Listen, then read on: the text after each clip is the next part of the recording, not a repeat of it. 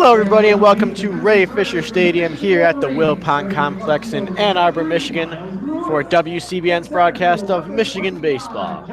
I'm Austin Falco, proud to bring you the second game of a three-game series between the Michigan Wolverines and the visiting Illinois Fighting Illini.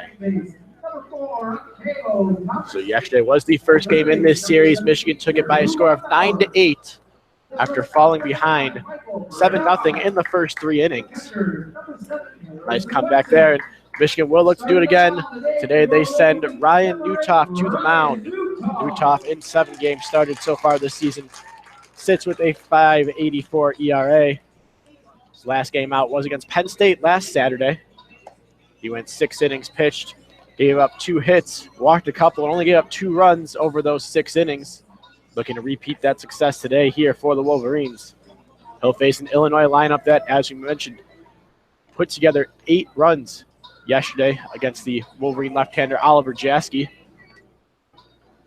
Newtoff looking to have more success than Jaski did yesterday against a pretty powerful Illinois lineup. Illinois, one of the best teams in the nation at hitting the long ball. We saw one to lead off the game yesterday from right fielder Jack Yelowitz, and he will lead off the game for Illinois today. The rest of the lineup, the shortstop Ben Troike bats second. The first baseman Pat McInerney bats third for the Fighting Illini. Batting fourth is designated hitter Casey Dodge. In the 5 hole is the second baseman Michael Massey. The catcher Mark Skanesny bats sixth. In the 7th spot is center fielder Doran Turchin. The left fielder today is Dan Rowbottom. He bats 8th. And rounding out the lineup is the third baseman Trent Hammond. As Ryan Newtoff is on the mound, Jack Yelowitz is at the plate. And we're ready for some baseball here at Ray Fisher Stadium. First pitch from Newtoff is swung at and missed by Yelowitz. First pitch right at 2 o'clock here at Ray Fisher Stadium. It is a sunny, beautiful day here. 70 degrees is your game time temperature. The 0-1 pitch misses high and away for a ball, 1-1. Newtoff, as mentioned, last outing, 6 innings against Penn State, only 2 earned runs. As this pitch is dribbled towards first, Bivens over there, picks it up, takes it himself to the bag to record the first out of the inning. So 1 out here in the top of the first inning. That'll bring up the shortstop, Ben Troike, for the Fighting Illini. Troike bats .237 on the season. Just a freshman in a young Illinois squad. First pitch from Newtoff is misses high for a ball, 1-0. The right-handed hitting freshman Troike, yet to hit a home run on the year, does have a couple doubles and a triple to his credit. As this pitch is fouled back to the screen behind the plate, 1-1. Newtoff stands out there at a very impressive 6'4", rather 6'2", my bad there. As this pitch is fouled off to the right side, not a play. 1-2's the count now. Newtoff looking for his first strikeout of the day. Troike, only 9 strikeouts on the season in 27 games played, but he watches this one for strike 3. Newtoff catches him looking, and there are 2 down here in the top of the first inning. That will bring up the 3-hitter, Pat McInerney. McInerney, extremely powerful hitter. Only had a double yesterday, but has 11 home runs on the season. You can compare that to his numbers over his first 3 years. He's a senior. He takes the first pitch for a strike. Over McInerney's first 3 years at Illinois, as he takes that one for a ball, 1-1. Over his first 3 seasons at Illinois, a total of 13 home runs. He's already got 11 here this season. The 1-1 pitch is in there for a strike, 1-2. It really follows the narrative that the Illinois team is setting so far this season. But they have more home runs than they hit on the season last year. Newtoff's on the rubber, winds up, and the 1-2 pitch. This one misses way high for a ball, evens the count up at 2-2.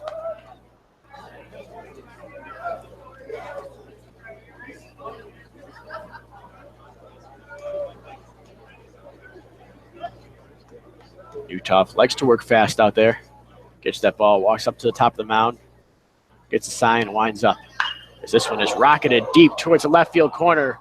If this one stays fair, it did not stay fair. It looked like it might have had a shot to get out of here. Left fielder Lewis ranged over there to try to play it off the wall, but that one went out of play, and count will remain 2-2. Could have been some serious damage there done by the powerful McInerney. Another 2-2 pitch, breaking ball, misses high for a ball, 3-2. After getting McInerney out in front of that one and fouling down the left field line, Newtoff wait for another off-speed pitch. Works quickly, and the 3-2 pitch just misses inside for ball 4. As you hear the Wolverine faithful here at Ray Fisher Stadium, a bit up in arms over that call. Very nice crowd here on a beautiful day in Ann Arbor. Just a perfect Saturday. Can't really ask for anything more. Not too windy out there, but nice breeze to keep things cool when you're sitting in that hot sun. It'll be Casey Dodge stepping up to the plate now. Dodge, the designated hitter for Illinois on the day. First pitch he sees is in there for a strike, 0-1. Dodge batting an impressive .305 on the season. Sophomore does have 1 home run and 10 RBIs. As the 0-1 pitch from Newtoff is in there for another strike. He's ahead in the count, 0-2. Even out of the stretch, Newtoff likes to work quickly, likes to get in a rhythm, especially with a guy like McInerney. He's only attempted 2 steals on the season, only stolen 2 bases on the season. As the third pitch of the at-bat just misses high and away for a ball, 1-2.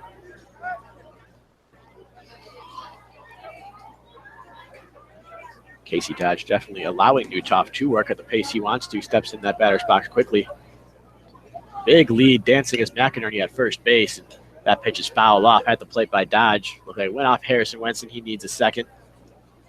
Home plate umpire Sal Giacomantonio walks out towards the mound to give Newtoff a new ball as Harrison Wenson walks it off back there. It's always interesting to see the bond you have between the umpire and the catcher in games like this. Anytime you see a foul ball go off of one of them, it seems like the other has each other's back there. Of course, mutually beneficial relationship there. The umpire wants that catcher to block everything he can, and the catcher wants some calls from the home plate umpire. As that pitch is rocketed down the left field line, that ball is going to go foul into the Wolverine bullpen. We're going to remain at 1-2.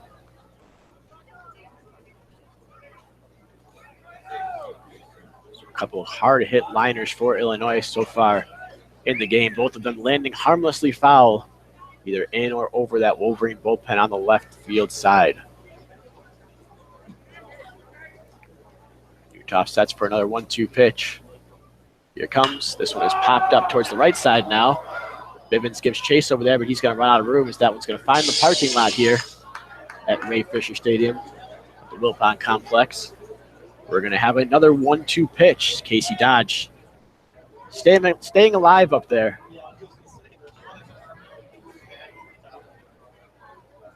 Dodge on the season, 20 strikeouts, so not immune to the strikeout. Another 1-2 pitch here is hit high in the air towards left field. Lewis ranges under it. He makes the grab, and that'll end the inning.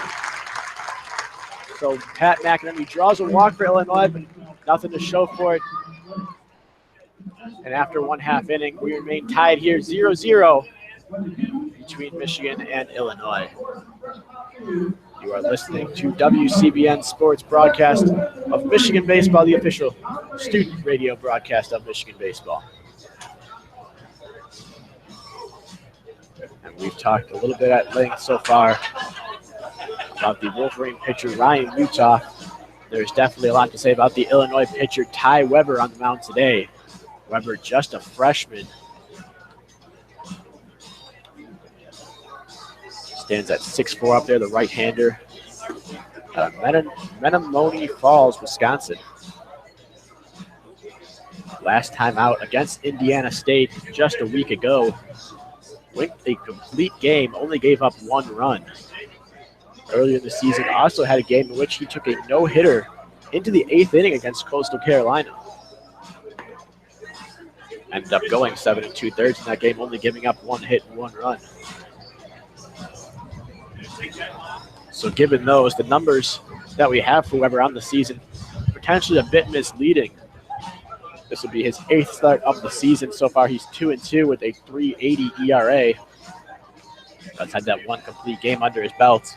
In his 42 2/3 innings so far this season, he struck out 32 and walked only 21. And opponents are only hitting .210 against him. So if there is maybe a bit of an Achilles heel to Ty Weber, it could be those walks.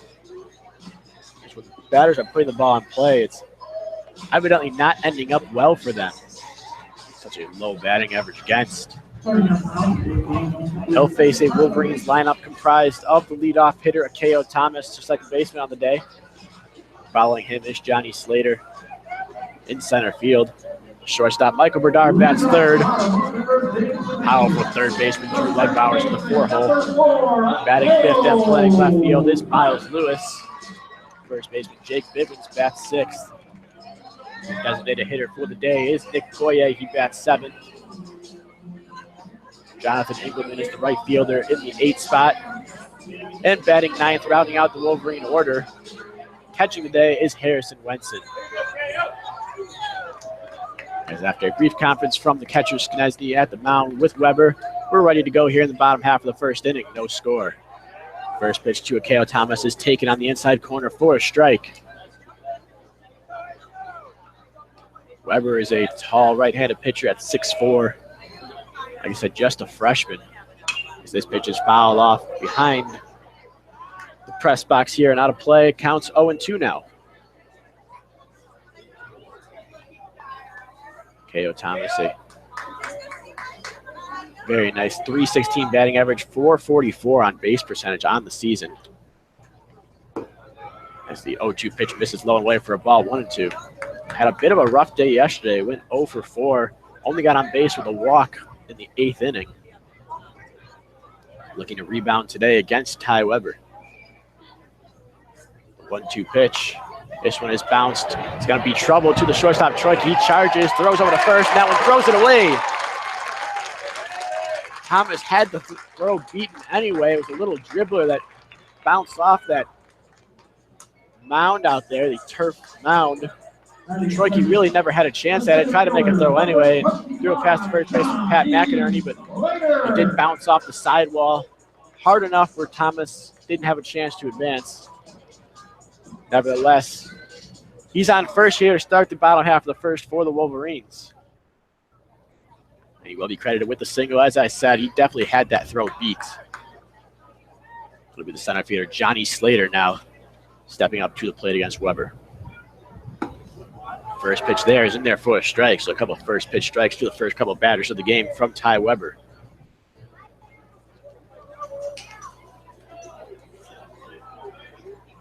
Slater on the season, batting .287, had himself a nice day yesterday.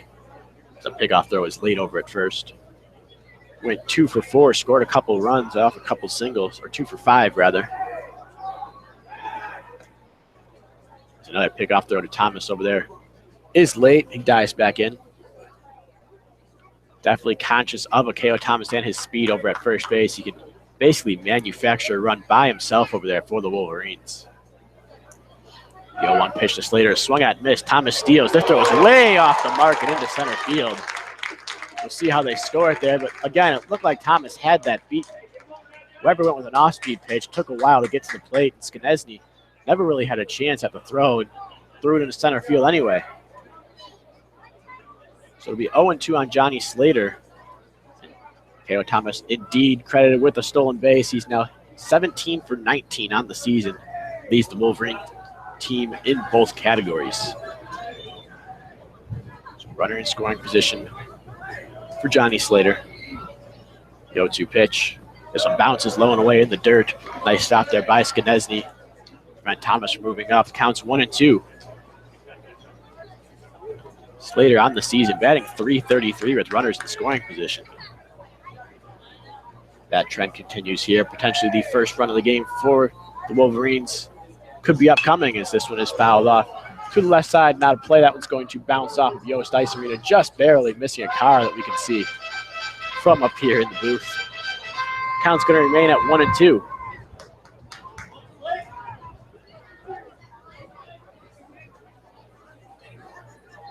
They'll be out here in the bottom half of the first. No score yet between Michigan and Illinois. 1-2 pitch. This one is lined up the middle for a base hit. Thomas being waved around. He's going to try to score. The throw from center fielder Turchin is on the mark and in time for the outs. So what a throw by Doran Turchin. Perfect throw from center field to gun down Thomas at home. And there's now one out here in the bottom half of the first. It was a hard hit ball up the middle. It's going to be a tough play. That throw had to be exactly on the money with some velocity, and Turchin delivered there. With Thomas's speed coming around from second. Did not think they had a chance off the bat. Nevertheless, Turchin showing off a little bit. He's sophomore center fielder out there. And no score still with one out in the bottom half of the first. First pitch to the shortstop, Michael Berdar, is taken for a strike, 0-1.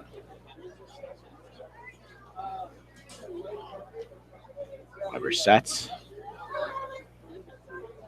And the 0-1 pitch. This one bounces in the dirt for a ball. Slater takes off from first. He's going to make it into second. So a nice read there by Johnny Slater for the second day in a row, advancing to second on a bit of a wild pitch in the dirt. Not exactly too wild. It was blocked by the catcher Skanesny and bounced out in front of the plate. Slater just read it really well and was able to advance to second. So just as Slater came up, and Thomas stole second during his at-bat, Berdar has Slater go up from first to second in his. As he watches a pitch in there for strike two. 1 ball, 2 strikes on the shortstop, Berdar.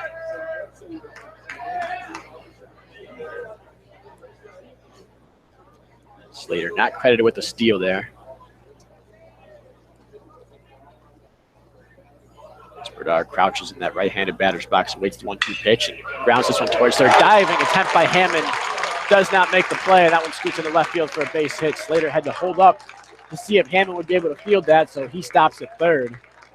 Runners at the corners now for Drew Lugbauer. The third baseman, number 17, Drew Lugbauer. Drew Lugbauer, named one of the Big Ten players to watch coming into the season. If you've been watching this season, it has definitely paid off. Lugbauer batting .284, has 9 home runs after that big grand slam yesterday. An opposite field grand slam back at the bottom of the 5th. Put it over that big brick wall out in left field. One of the unique features here at Ray Fisher Stadium.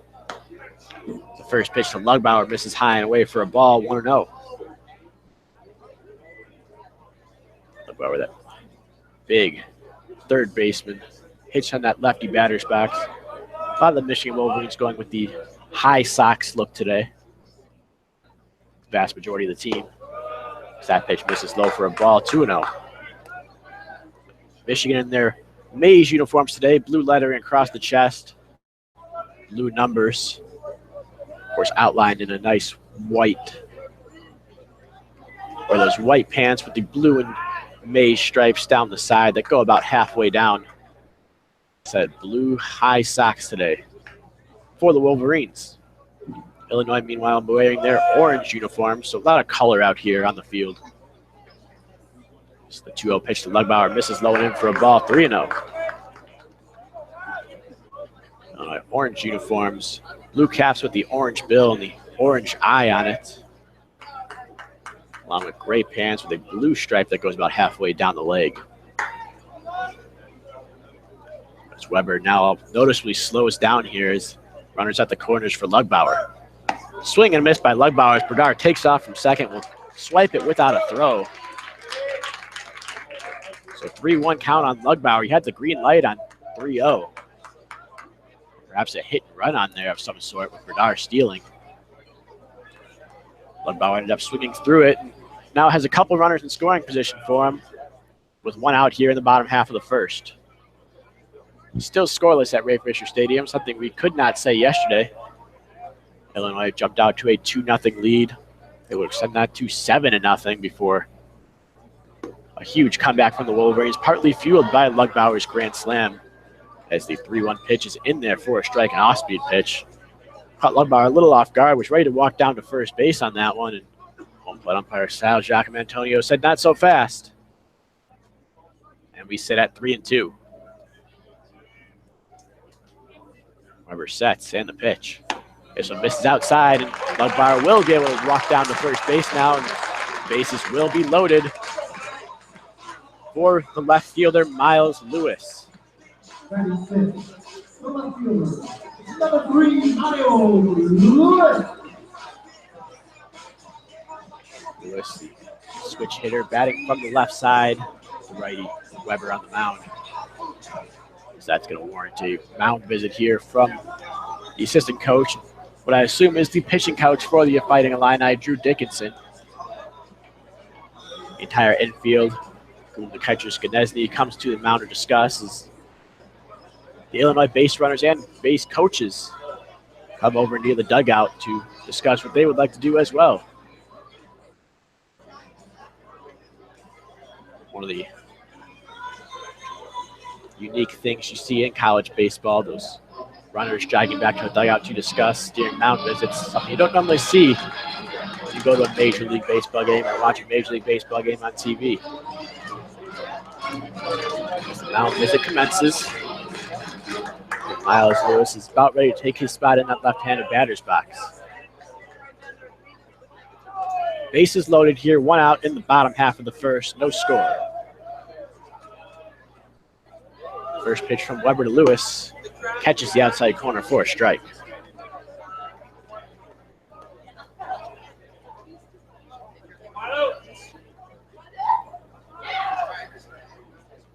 Mentioned Ty Weber listed at 6'4". Definitely looks the part on the mound. Just long legs.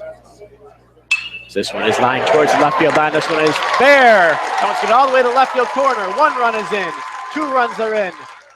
Lugbauer is going to be held up at third, and it's an RBI double for Miles Lewis. Michigan leads 2-0 here in the bottom of the first inning.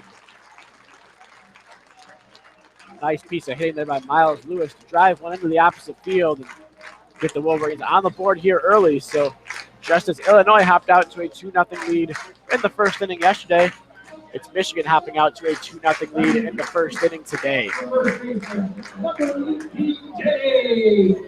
The scoreboard actually read 3-0 for a second before realizing Lugbauer, who's not the fleetest of foot over there, wasn't scoring from first on the play.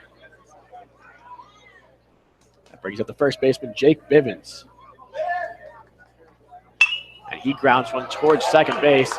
It'll be Massey to make the play, but another run's going to score, and Michigan now leads 3-0 here in the bottom half of the first inning on an RBI ground out by Jake Bivens. Bivens didn't try to do too much there, didn't even bother getting himself in a hole attacking that first pitch against the freshman Weber. Put it in play and drove in a run, which with one out is all you normally need to do. So 2 outs now here in the bottom of the first. Michigan up 3-0 after pushing across 3 runs on the last 2 pitches. That'll bring up the designated hitter, Nick Poirier, one of the best hitters in this Wolverine lineup, batting in the 7-hole. Left-handed hitting sophomore sits at .329 for the year as he fouls that one off to the left side, not a play. 0-1 the count now.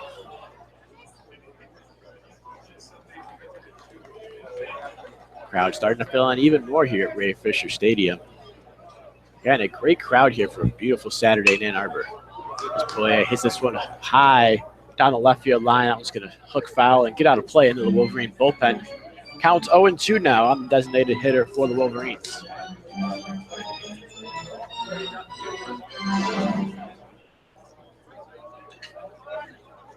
Miles Lewis takes his lead off third. Poirier steps in here for the 0-2 from Ty Weber. Weber comes set, and the pitch. This one misses low and away for a ball, 1-2. Michigan staying very disciplined against the freshman Weber, not chasing many of these breaking pitches, off-speed pitches that Weber has tried to throw out of the zone so far today. The 1-2 pitch to Poirier, in on his hands and foul off toward the Wolverine dugout. A couple of the players on the bench, maybe some coaches had to duck out of the way of that one. Count's going to remain 1-2.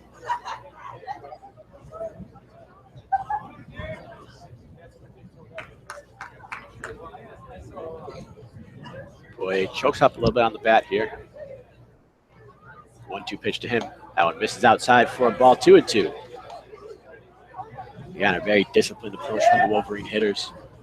Nick Poirier very disciplined himself. More walks than strikeouts on the season. 19 walks to 16 strikeouts. Weber set for the 2-2. This one fouled off to the left side. Not a play again. So Nick Poirier put together a very nice at-bat here with 2 outs in the bottom half of the first. Michigan leads the visiting Illinois Fighting Illini by a score of 3-0. Here's the pitch. This one is hit high in the air, out of play again. That one's going to head towards Yost Ice Arena off the left side. And we're going to have yet another 2-2 pitch.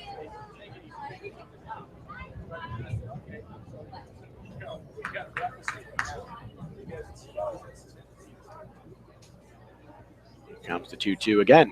This one grounded up the middle. It's going to be the shortstop Troike to field it. He throws to first in time by about a step and a half there. To entirely designated hitter Poirier, but not before Michigan can scratch across 3 runs on the strength of a 2-run double by Miles Lewis and an RBI ground out from Jake Bivens. After 1 inning, the score is Michigan 3, Illinois 0. You're listening to WCBN Sports broadcast of Michigan Baseball, the official student radio broadcast for Michigan baseball.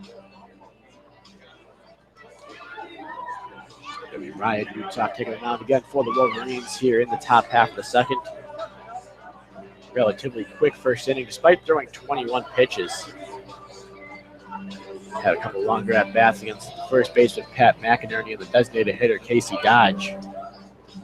Eventually ended up walking McInerney and got Dodge to fly out high to left field. To face him in this inning for the Fighting Illini is going to be the second baseman Michael Massey, catcher Mark Skanesny, and the center fielder Doran Turchin all due up. Face the Wolverine right-hander.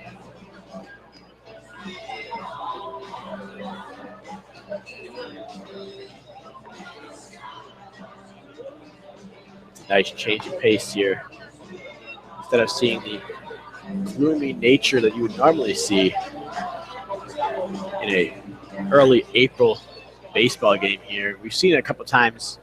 Even earlier in this week against Notre Dame, a bit of a cloudy day, cold outside. It's been a beautiful weekend so far, and looks to be another beautiful one tomorrow for this 3-game series. 70 degrees at first pitch yesterday, 70 degrees at first pitch today, and the crowd here obviously got the memo. Showing up, a lot of them in some long sleeves or some sweatshirts with a bit of a wind here blowing in from left center field. Utah is ready to begin the top half of the second. Fires the first pitch to Massey for a strike. Massey, left-handed hitting freshman, batting .280 on the year. He skies this one towards center field. Slater ranging over towards left center. Makes the grab for the first out of the inning. So 2 pitches and an out here in the top half of the second from Utah, which would be much more to head coach Eric Bakic's liking if Utah can have some efficient innings here, go deep into the game, as Michigan had to use 5 pitchers yesterday in the game. Illinois also used 4 themselves. Both starting pitchers getting knocked out after some big innings. The first pitch to the catcher, Skanesny, is in there for a strike, 0-1.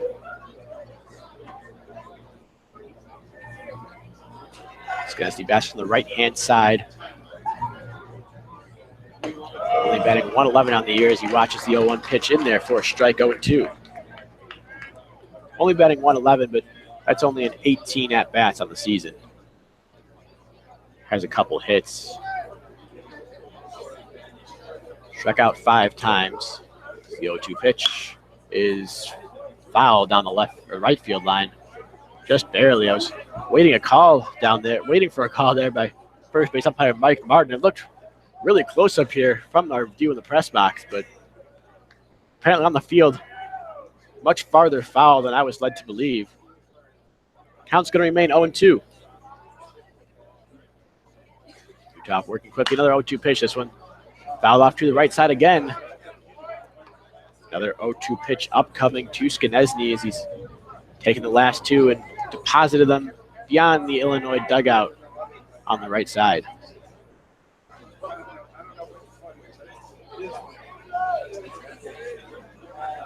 Another 0-2 from Newtoff to Skanesny. Misses high and away for a ball.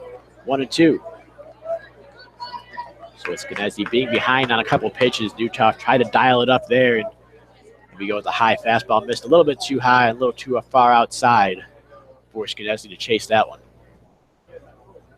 1-2 pitch. This one in the dirt now this time. It's going to even the count up at 2-2. So those pitches fouled off by Skanesny, perhaps paying dividends here. He's able to run the count even after falling behind 0-2. 2-2 pitch. Check swing, no swing. Didn't look particularly close to me, but there was an appeal down anyway.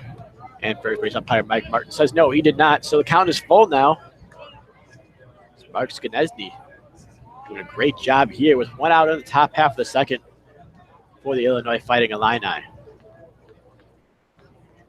Payoff pitch is hit high and deep towards left field. The left fielder Lewis ranging back towards the track. He's going to have a bit of room though, and makes the grab for the second out of the inning. That one got up into the left center field, right where I said that wind was coming from. Looked like the wind might have died down just a little bit before it was hit, but it looked ticketed for possibly Alumni Field out there. We can see over the left center field fence. Ended up getting knocked down and into the glove of the left fielder Lewis. 2 outs here as the first pitch to the center fielder Turchin misses high and away for a ball, 1-0.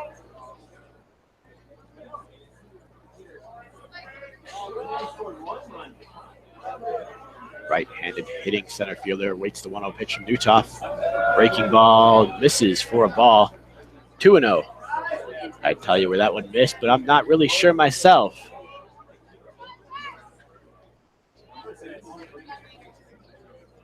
Give the benefit of the doubt to home plate umpire Sal Giacomantonio.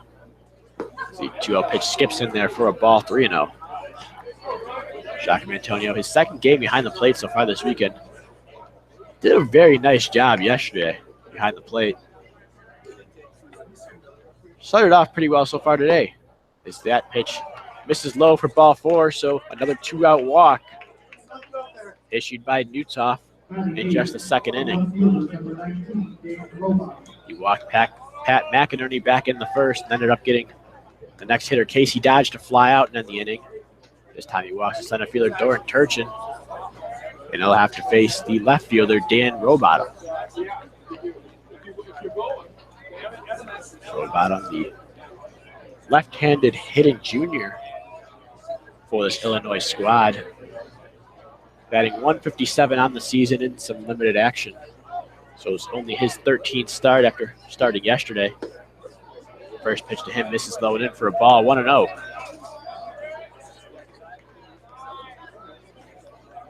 Does have himself a home run on the season as well as a couple doubles. 7 RBIs. 1-0 pitch here, misses low and in for a ball, 2-0. Newtoff perhaps losing his command a little bit here, missing consistently low and to his glove side.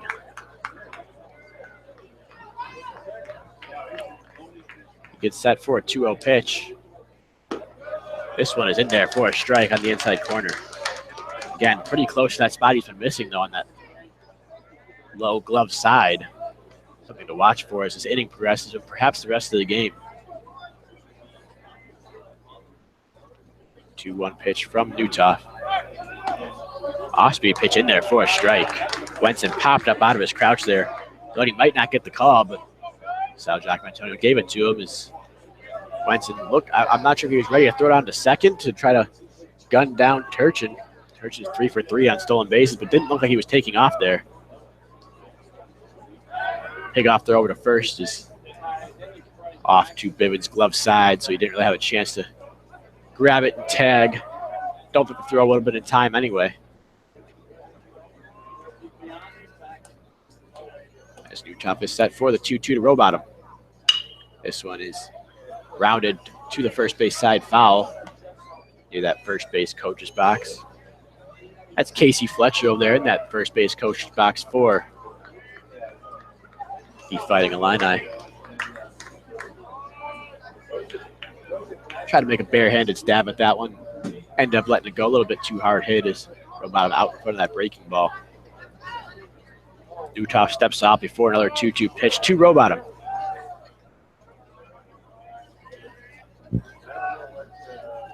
Turchin taking a sizable lead over at first. Does not go on this 2-2 pitch and is popped up on the infield.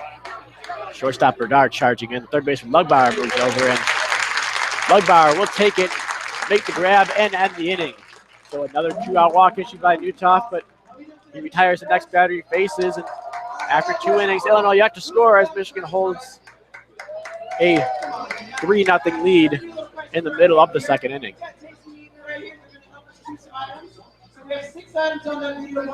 And it looks like we're going to have a little bit of prices right here at Ray Fisher Stadium. Nice crowd to choose from.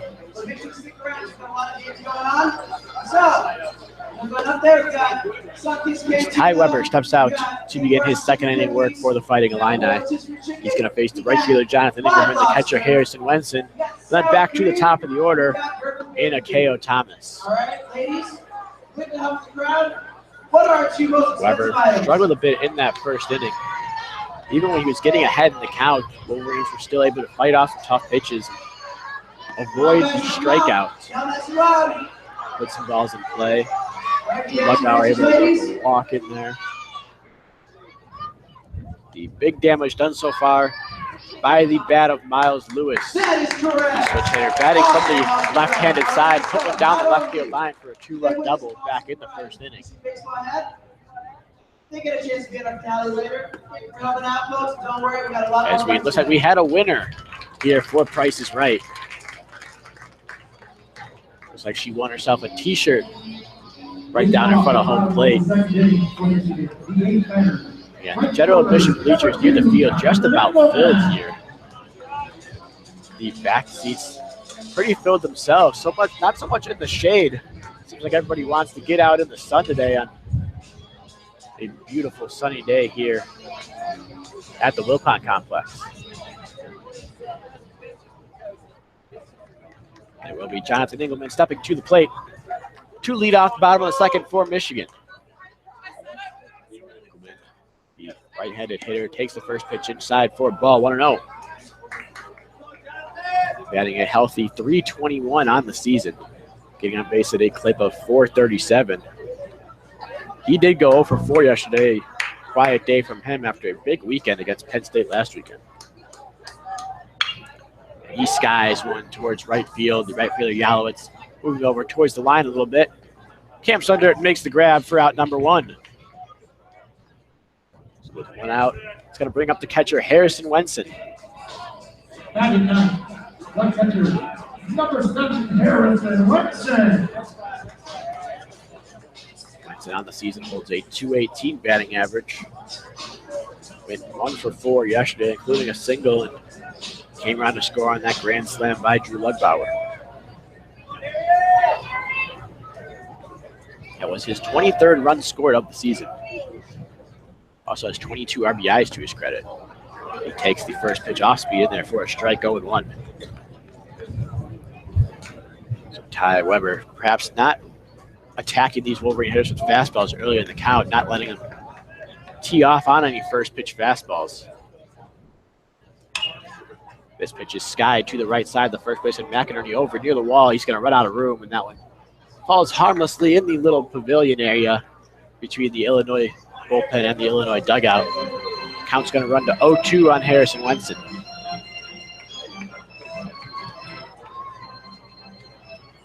One out here in the bottom half of the second. Michigan leads Illinois 3-0 after a 3-run outburst in the first. The 0-2 pitch to Wenson misses outside for a ball, 1-2. Wenson is susceptible to the strikeout, much more so than his other Wolverine counterparts. 42 strikeouts on the season, and he golfs this one deep to left center field. Center fielder Turchin ranging over, makes the grab with room to spare in front of the track. As Wenson looked like he got just under that one. The wind just about died down, so don't think that had much of an effect. It looked like Wenson just barely got under it. After a couple of flyouts to start the inning, it's going to be the second baseman, Akeo Thomas, coming up for his second at-bat in the second inning.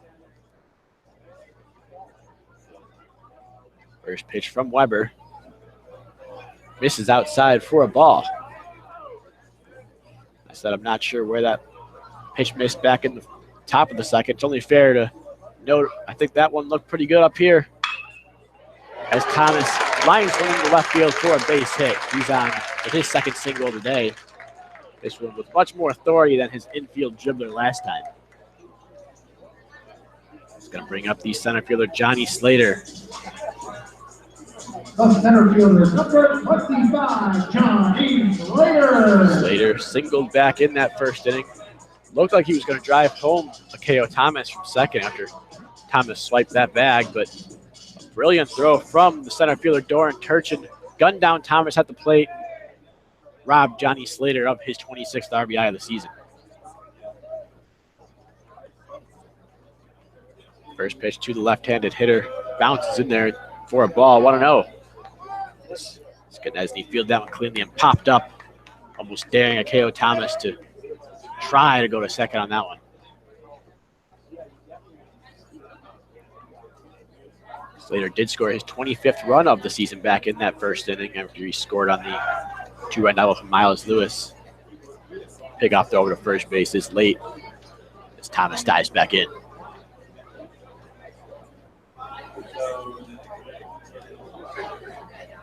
So the senior center fielder waits the 1-0 pitch. This one is golfed into right center field. Lets one land in front of the center fielder, Turchin for a base hit. Thomas trying for third. He's going to get in there. What base running by Akeo Thomas. Showing off the speed there. Didn't even get a throw to third. Looked like the center fielder, Turchin, first of all, wasn't expecting it. When he threw it to the cutoff, shortstop Troike, he didn't even have a play on Thomas. He was booking it around from first base. Great first to third base running there. And the runners at the corners now for the shortstop, Michael Berdar. It's the top two hitters in the Wolverine order. Both 2 for 2 with a couple singles. Berdar is 1 for 1 with a single himself. He also came around to score last inning for his 27th run of the season. Slater taking a big lead over at first with runners on the corners. Does not go on this pitch. It misses low and inside to Berdar for a ball, 1-0. Slater very good at getting good jumps and good secondaries out there. You've seen him 2 times in 2 days take second on a ball that hit the dirt. He's also 7 for 7 on stolen bases so far in the season. Another big lead here. He takes off. This one's in the dirt. No chance for the catcher, Skanesny, as Slater's in there with his 8th stolen base of the season. Skanesny didn't even bother to throw that ball. Looked like he fielded it relatively cleanly in the dirt, but by the time he was able to pop up and in a position to throw down, Slater was basically sliding in. Two runners in scoring position now for Berdar, 2-0 count. He watches that one low and in for a ball, 3-0.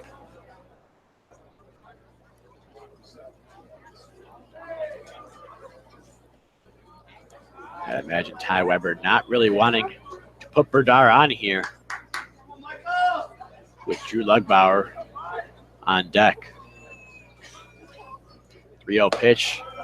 That one misses high and away from ball 4, so Weber does just that and loads the bases for yesterday's grand slam hitter, Drew Lugbauer. Warren to visit from the junior catcher as the out now to talk to his freshman. Drew Lugbauer. Relatively brief meeting out there. As he trots back behind the plate. Crowd noticeably alert here. Perhaps looking for Lugbauer's second grand slam in as many days. Back in the first inning, Lugbauer walked. Came around to score on Bivens' RBI ground out. First pitch hit was an off speed on the outside corner for a strike. Is a contingent of Michigan fans here disagreeing with that call.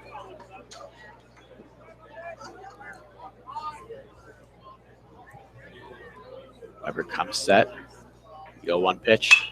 Line up the middle. That one's going to get through for a base hit. Thomas is going to score. Slater being waved around. He's going to score. Bernard on his way to third. He slides in safely ahead of the tag. And a 2 RBI single by the third baseman, Drew Lugbauer, puts Michigan up 5-0 here in the bottom half of the second inning.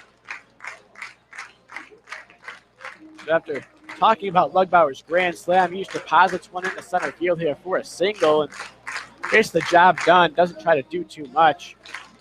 Drives a couple runners in, moves another runner over to third. And we're going to have runners at the corners again here with Miles Lewis stepping up to the plate.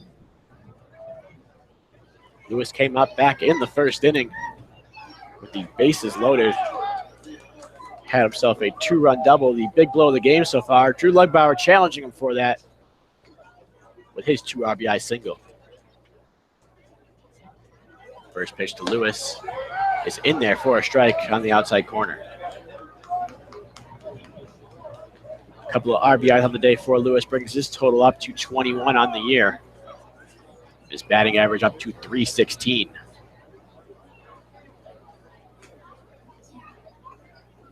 Switch hitter batting from the left side. Lines the 1-0 pitch towards the second baseman.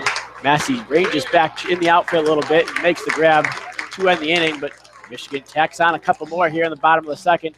After 2 at Ray Fisher Stadium, it's Michigan 5, Illinois 0. You are listening to WCBN Sports broadcast of Michigan baseball, the official student radio broadcast for the team. So after another productive inning for the Wolverine offense, Ryan Newtoff looks to continue his work on the mound. Faced just a couple over the minimum, about a couple 2-out walks, but that's been it on his resume today.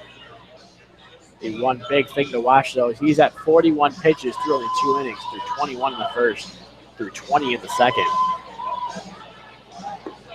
Be interesting to see if he can keep that pitch count down. They start this inning by facing the 9th hitter in the Illinois order in Trent Hammond. After that, we'll circle back up to the top with Jack Yalowitz and Ben Troike.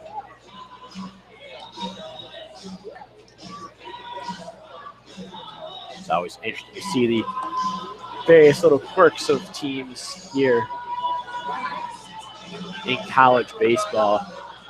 The Wolverine team likes to send the bench players and dugout, whoever else in that bench, out to left field. They get in the circle and stretch. While the players going out to the field all huddle around third base and wait for the rest of the team, with the exception of the pitcher and the catcher. They wait for the rest of the position players, then run out together. Again, not really something you see very often at the higher levels of baseball, but one of the oddities that makes college baseball a great sport to come watch. Spend a day at the ballpark. The first pitch to the right-handed hitting Trent Hammond is in there for a strike. Hammond, the senior third baseman for the Illini, only one of 2 seniors in the lineup, takes the second pitch on the inside corner for strike 2. Newtoff paints the black with that one. A great pitch. There was nothing that Hammond could really do with that pitch low and in. The 0-2 pitch fouled straight back and off the screen. Count's going to remain at 0-2. Newtoff trying to get in a rhythm here, working quickly, getting the sign and firing. He winds here for the 0-2 pitch. Breaking ball down the third base line, fair. That was getting into the corner. Hammond on his way to second. Lewis Fields throws it in and holds Hammond to a double, but it is a leadoff double here in the top half of the third for the Fighting Illini. Right fielder, number 3, Jack Galloway. That will be Hammond's second double on the season. It recycles that Illinois lineup back to the top. Right fielder Jack Yalowitz stepping up for his second look at Newtoff on the day.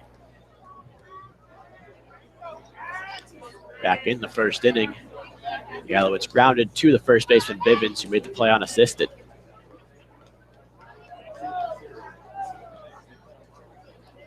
Pickoff throw to second here is going to be just late. The shortstop Bernard sneaking in behind the runner Hammond. Made a very athletic play there to reach almost over Hammond as he was sliding in and snagged the ball, placed a tag on him, and did a bit of a somersault towards the pitcher's mound before tossing the ball back to Newtoff and resuming his position. First pitch to Yalowitz misses off the outside corner for a ball, 1-0. Yalowitz, despite the ground out back in the first, a very dangerous hitter in this Illinois lineup, batting .354 on the year. Just a sophomore. 1-0 pitch to him is lined towards second. Diving stab by Akeo Thomas, throws to second. Save. The ball was dropped by Michael Berdar. The throw from Thomas was in time to try to turn the double play.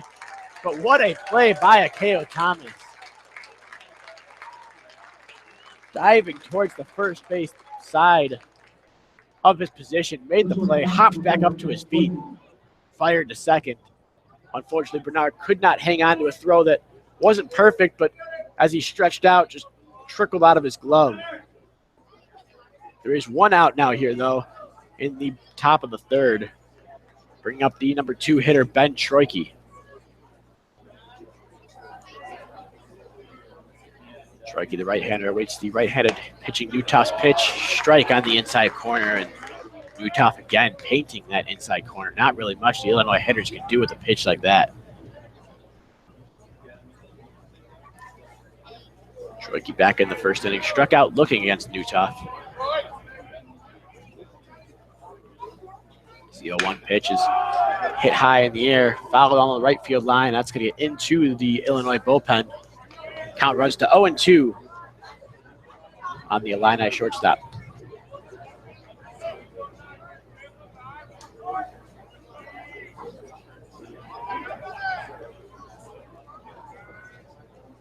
Thomas, the second baseman for the Wolverines, shaded over towards the second base bag.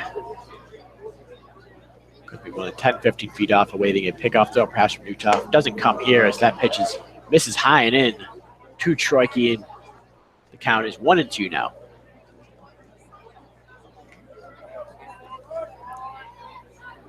Against the right-handed hitting Troike. Thomas covers. Bivens moves over a little bit from his normal spot at first base to cover the extra ground, perhaps. 1-2 to Troike, misses high and in again, ball 2. After we saw Newtoff miss with a few pitches in a row, low into his glove side last inning, missing high into his arm side this side.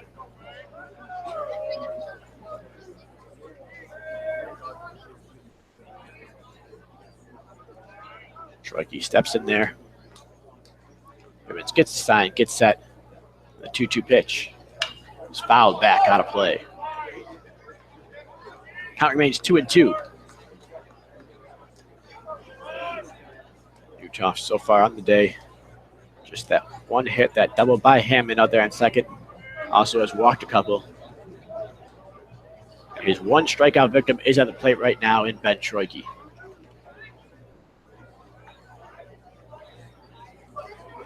Comes another 2-2 pitch to him. This one just misses on the inside corner for a ball, 3-2. So Utah perhaps on the verge of getting Troike looking for the second time on the day. Instead, the count runs full. So that one missed just a little bit too far inside to get the call from home plate umpire Sal Giacomantonio. Payoff pitch there, misses high and in this time for ball 4. So Newtoff loses Troike after getting ahead in the count. There are runners on first and second now with one out for the 3-hitter Pat McInerney. So yesterday it was Illinois jumping out to an early lead. The Wolverines clawing back into it. Illinois hoping a similar narrative, but roles reversed this time around. Michigan holds a 5-0 lead here in the top of the third. Illinois with a couple runners on, only one out. First baseman Pat McInerney steps to the plate. The big right-handed hitter stands in there at 6'5". Lines one in the left field corner. Is this one going to stay fair? No, it hooks foul and into the Wolverine bullpen. So a long strike there on McInerney. That is going to warrant a visit here from the pitching coach, Sean Kenny. Kenny, unlike many of his coaching counterparts today on both sides, wearing one of those sweatshirts. As you mentioned, crowd doing the same. Some of them in those short sleeves, some in a bit of a sweatshirts here, long sleeves. There's a little bit of a wind here, but altogether beautiful 70 degrees and sunny. Forecast looks about the same for tomorrow. A great weekend for some baseball. First baseball season underway all across the country, both at the collegiate level and the pro level. Many minor league teams holding opening day today.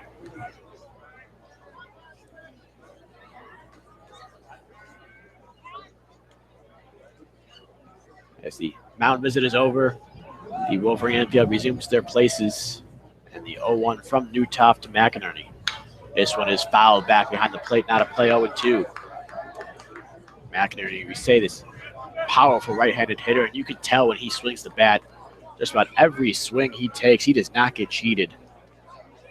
Big, powerful swings out there, and it's only resulted in 21 total strikeouts on the season. A lot of times you see those big swings result in strikeouts. This 0-2 pitch misses low and away. A throw down to second.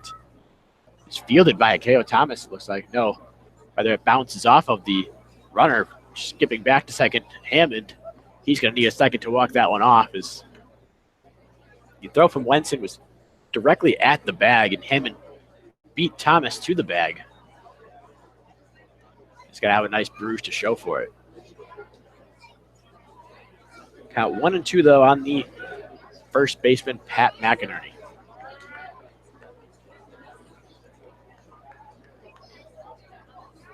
One out, runners on first and second. The 1-2 pitch from Newtoff. This one's bounced towards short. Bernard makes the play, fires to second for one. The relay throw, not in time.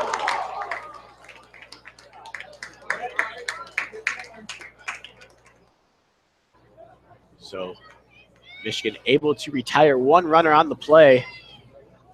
That would be Ben Troike running from first to second, but cannot get the relay throw, cannot get out of the inning. There are runners at the corners now with 2 outs for the designated hitter, Casey Dodge.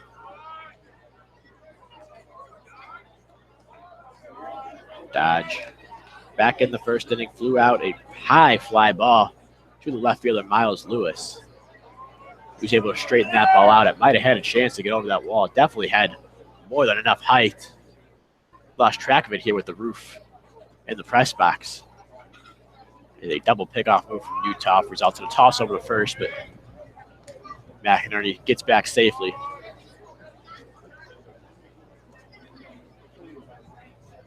Dodge, the right-handed hitter, watches the first pitch. A great stop there by Harrison Wenson on the backhand as that one missed low and away. Skipped in front of the plate. Wenson backhanded that ball, moving to his right. A big athletic play there and prevented a run from scoring. So Newtoff gets set for the 1-0 pitch. This one is fouled off back behind the plate and over the stands. Count even now at 1-1.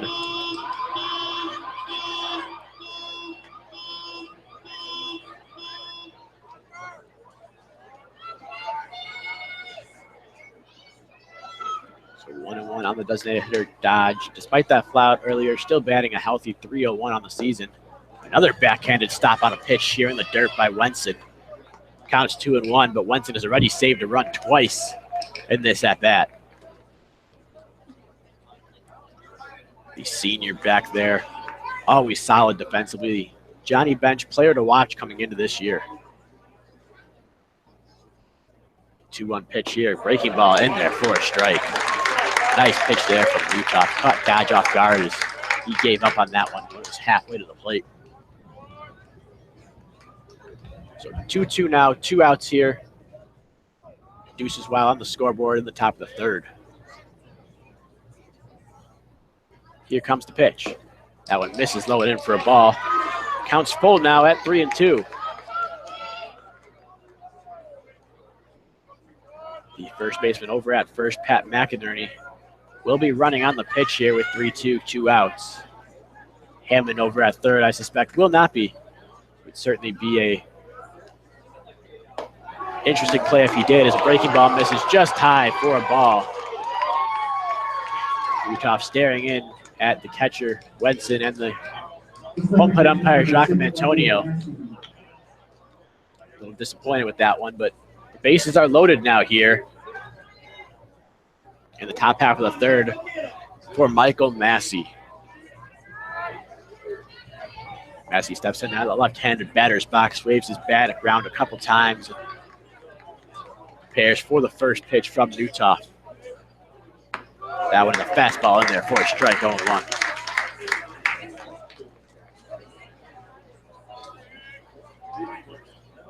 So after walking a couple runners in the first couple innings, that being the only traffic, the bases are loaded here with 2 outs.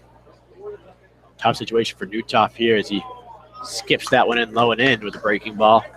Going to even the count up at 1-1 to Massey.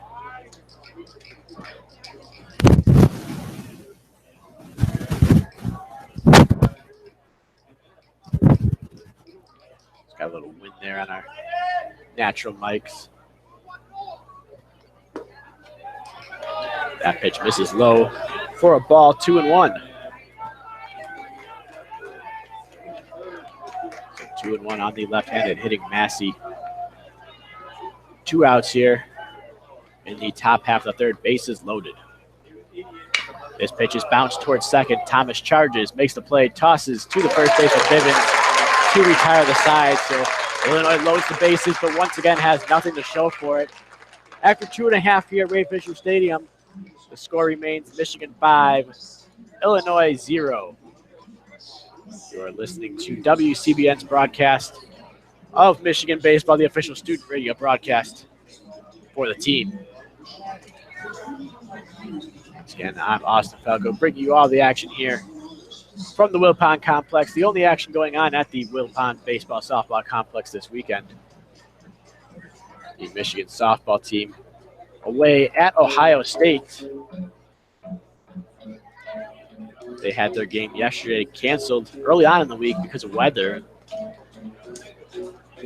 So far today, they are up 5-1 after 3 innings in Columbus.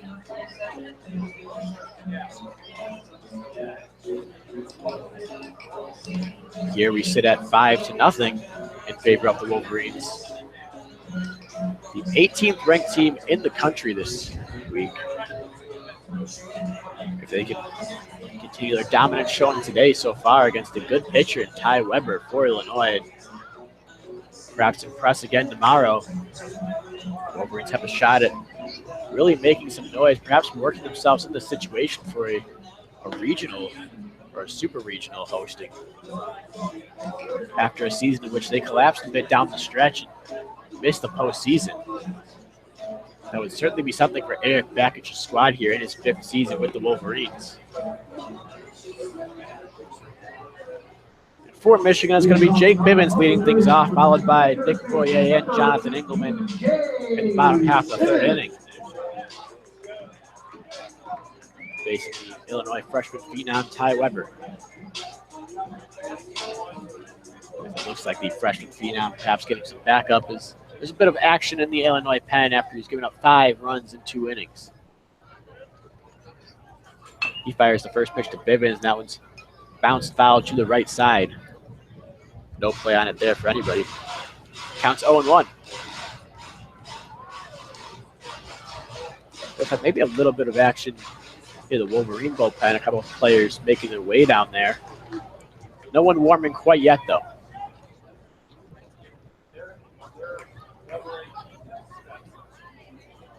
The 0-1 pitch to Bivens. Just misses low and in for a ball. It's 1-1.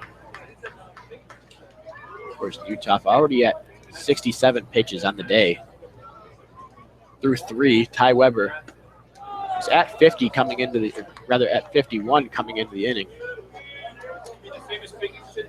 Now sits at 53.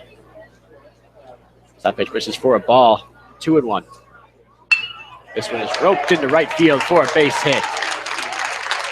So Jake Bivens, after an RBI ground out back in the first, reaches base here in the third to start off the third inning for the Wolverines. That is going to bring up the designated hitter for the Wolverines, Nick Poirier. Poirier grounded out to the shortstop, Troike, his last at-bat. Back in the first inning to end the first inning after putting together a really impressive at-bat. Fouled off 3 two-strike pitches before rounding out. He'll watch the first pitch bounce in there for a ball, 1-0. Bivens a threat to steal over there. Second on the Wolverine team with 14 stolen bases. Only been caught 2 times on the year. He takes a big lead over at first. Pickoff throw. Dives back in safely without a tag. So Weber staying conscious of the Wolverine running game. One of the best teams in the nation when it comes to stealing bases. It's leaning back before the pitch. This one is grounded towards second. Massey makes a play, flips to the shortstop, Troike. The relay throw to first in time for a double play. 4-6-3 double play erases Bivens and Poirier from the plate. And there are 2 outs here in the bottom half of the third inning. That will bring up Jonathan Engelman. Flew out to start the second inning. Getting his second bat in as many innings. This time with 2 outs in the bottom half of the third. Again, Michigan holds a 5-0 lead over Illinois in the second game of a 3-game series. Yesterday, the big comeback win from Michigan, coming from behind 7-0 to win 9-8. Looking to maintain a lead here today. See, first pitch to Engelman, misses inside for a ball, 1-0. These 2 teams will wrap up this series tomorrow at 1 p.m. Eastern time. And once again, we'll have the call here for you on WCBN Sports. I know I will be here. We may have a mystery partner for you. We'll see. As Engelman pops that one high into center field. Center fielder Turchin, plenty of time to camp under it. He makes the grab and retires the side. So a unconventional 1-2-3 inning, but a 1-2-3 inning nonetheless here for Ty Weber. Much needed for him and the Illini. After 3 innings here at Ray Fisher Stadium, the score is Michigan 5, Illinois 0. You are listening to WCBN Sports broadcast of Michigan Baseball, the official student radio broadcast.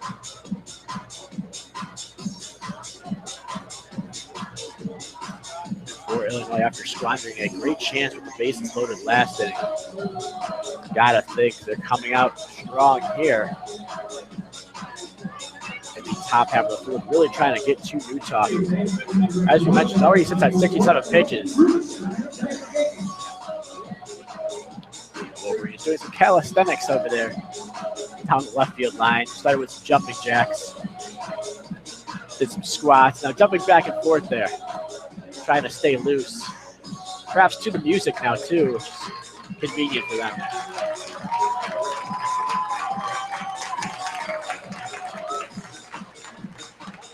Getting a big round of applause from the crowd here after doing so. will indeed be Ryan Newtop to stay on the mound. Looks like the Wolverines that were in the bullpen either went inside or came back to the dugout. No longer visible from our perch up here. Indeed, it looks like they're making their way back to the dugout.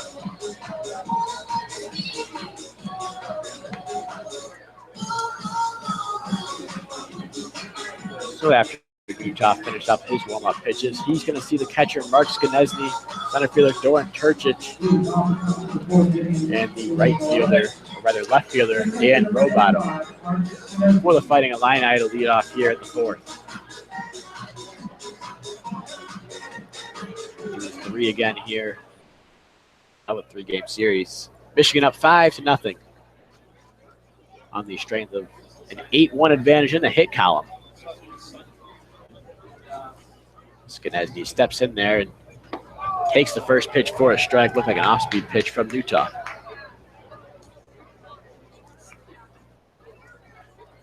Utah very efficient so far. There's his 11th first pitch strike and his 15th batter faced. It's a swing and a miss there from Skenesny. Puts him down on the count 0-2. Skenesny flew out back in the second inning. To the left fielder Miles Lewis.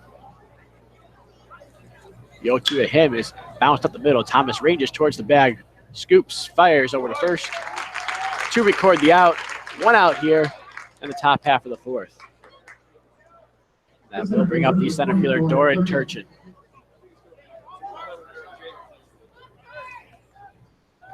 K.O. Thomas, we mentioned a bit on the broadcast yesterday when we had Leo Blavin here. Very strong arm over there. You wouldn't necessarily expect that out of the diminutive Thomas. Only stands at 5'8", listed as 160, but very powerful. Able to go over the middle and fire the ball over to first. Faster than a lot of taller guys probably would be able to. As the first pitch to Turchin misses low for a ball, 1-0.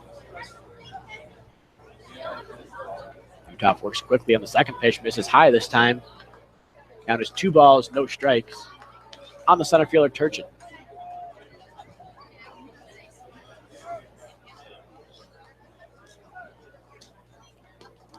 Winds up and the pitch. This one hit high in the air. Slater moving back in the right center field. He's going to try to make a grab, and he does. Great running grab there by Johnny Slater on a full sprint. Ranged into that right center field gap. Caught it with that glove on his right hand to record the second out of the inning. And some hard contact there from Turchin, but flies out to his counterpart. 2 outs here in the top half of the fourth. That will bring up the left fielder Dan Roboto.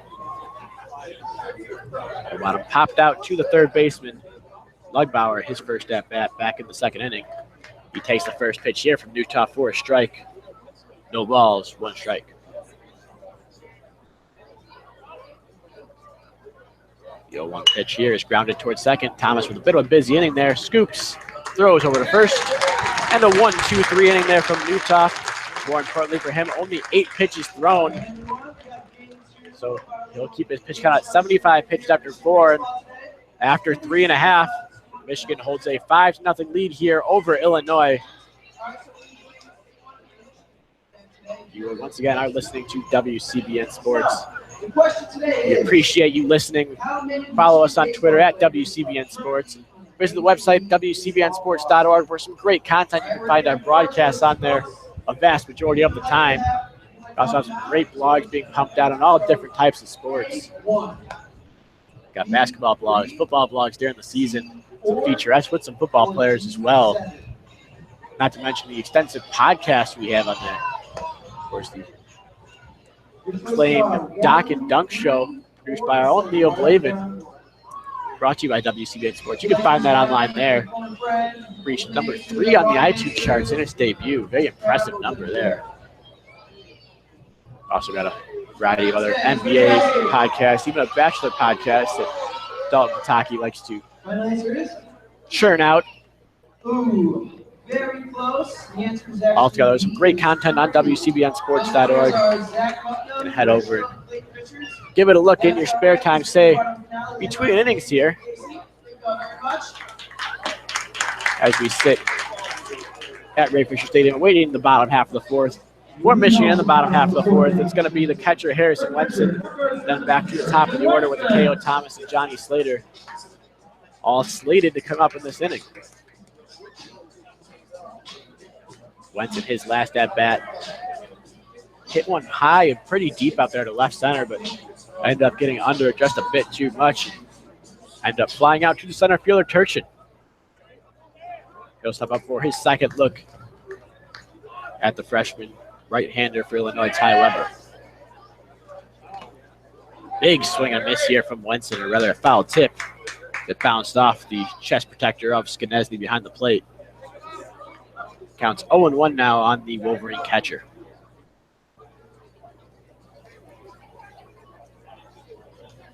You're just tuning in. Story of the game so far is Michigan hopped out early. Scored 3 in the first and 2 in the second. We currently sit at that 5-0 score here in the bottom half of the fourth inning.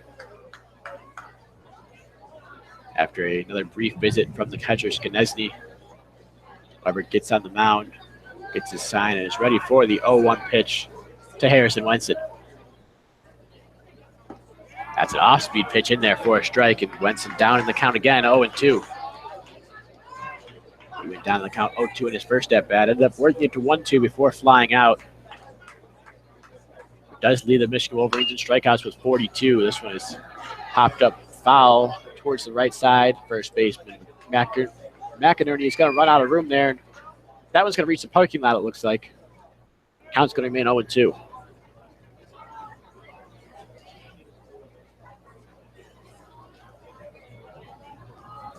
All right-hander Weber winds and fires. Now it misses high and away for a ball, 1-2. Wenson perhaps keeping the shutout on the board with a couple of really nice stops back in the top half of the third inning. And some balls in the dirt, but there was a runner on third. That one is fouled back behind the plate again. It's going to keep the count at 1-2. Wenson said he leads the team in strikeouts with 42. Doing a nice job to stave off a couple 2-strike pitches in this at-bat. And he drives that one deep to left field. The left fielder, Robottom, giving chase. That one's towards the line. And he makes the catch at the wall.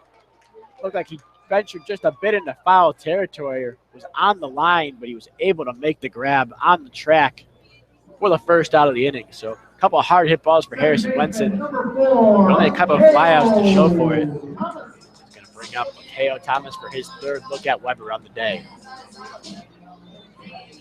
So far on the day, Thomas making up for the 0-for-4 yesterday.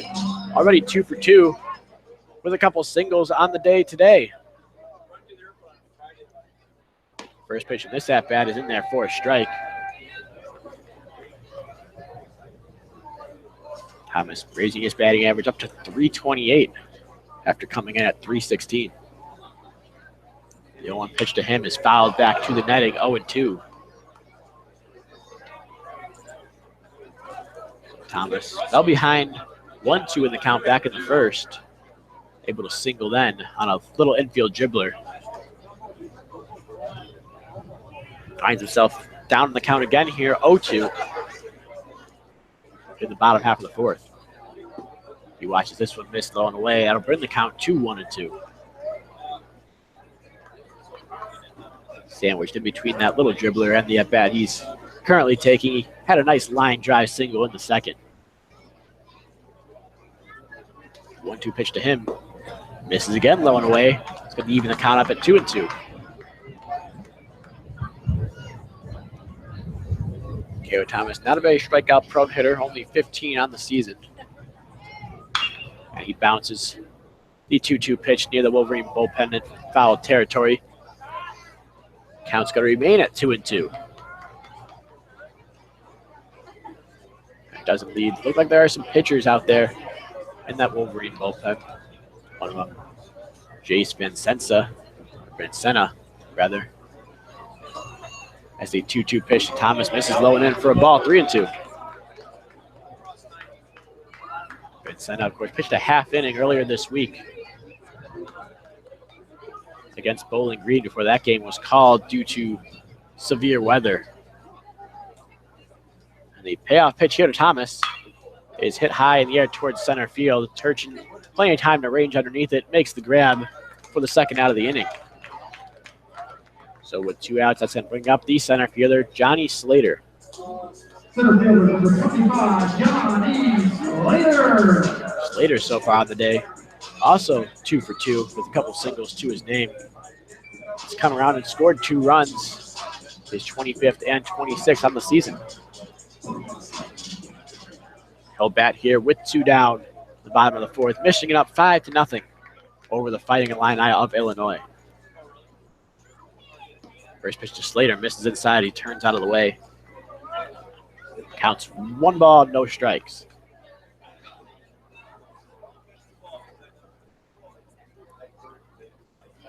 Weber with the 1-0 pitch, bounces that one well in front of the plate. With the breaking ball there, it's going to bring the count to 2 balls, no strikes. After Slater, definitely does not get much easier for Weber with Michael Bernard and Drew Lugbauer waiting on deck and in the hole respectively. 3-0 pitch to Slater, misses outside for a ball. It's 3-0 now. Have to imagine Ty Weber wants to get this out here, does not want to face Bernard and Lugbauer with runners on. That pitch catches the belt for a strike. It's covering the count to 3-1. Weber working quickly there, misses just off the outside corner for a ball. And now there is a runner on here for Michael Bernard with 2 outs in the 4th inning.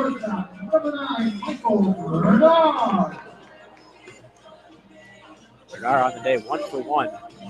Singled back in the 1st, walked in the 2nd. Came around to score back in the 1st inning for his 27th run scored.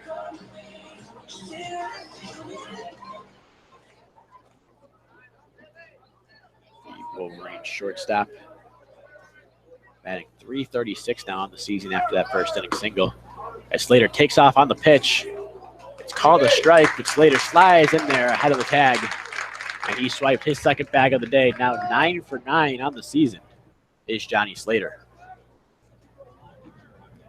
So now a runner in scoring position for Bernard. He's down the count 0-1, but looking to tack on to his 22 RBIs that he's accumulated over the course of the year.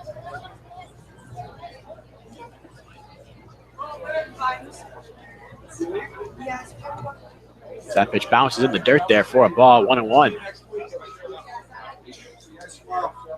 Bernard's 22 RBIs ties him for 3rd best on the Wolverine team, behind the man that bats after him, Drew Lugbauer, and the man who bats before him, Johnny Slater.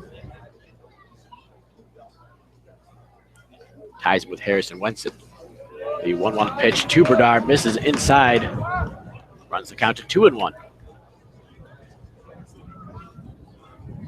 Ty Weber, notice so far today, when he gets runners on, occasionally he gets out of a bit of a rhythm there, loses his command a bit.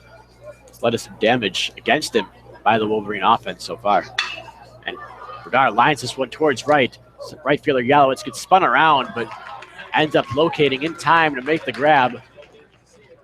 So a walk by Johnny Slater with 2 outs. Ended up stealing 2nd, but did not go any further after 4 innings here at Ray Fisher Stadium. The score is Michigan 5, Illinois nothing. Thank you again for tuning in to WCBN's sports broadcast of Michigan baseball,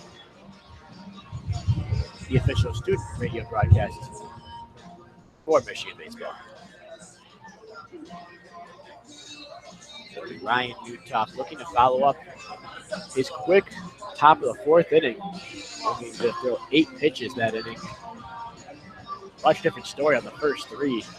Through 3 innings, he was sitting at 67 pitches on the day. 8-pitch inning there in the 4th. Goes a long way towards the help of that Wolverine bullpen throughout the weekend.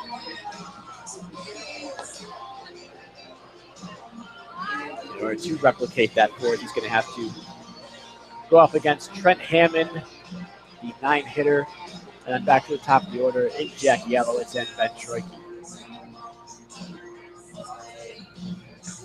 This time the Wolverines out in left field doing some yoga in between innings. As Newtoff warms up, Wolverine infield and outfield toss the ball around. And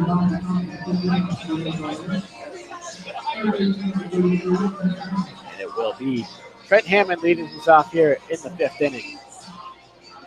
Right-handed hitting third baseman for Illinois. 1 for 1 on the day. Hit that double into the left field corner. His first at bat. The only hit against Newtoff so far today.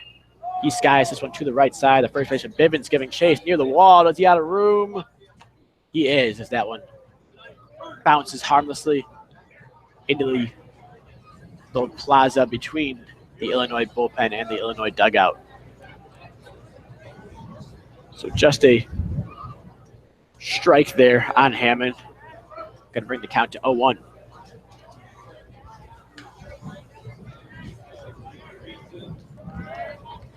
Hammond out of Manhattan Beach, California.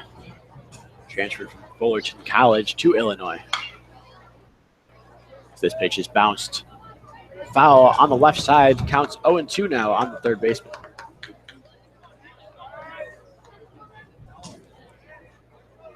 That double earlier for Hammond was his second double of the year. Third extra base hit. Also has a home run to his credit.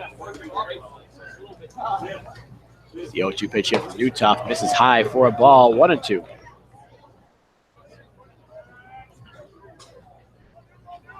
Newtoff, after really looking sharp through the first couple batters, had that strikeout to Ben Troike, second batter of the game, has yet to record a strikeout yet.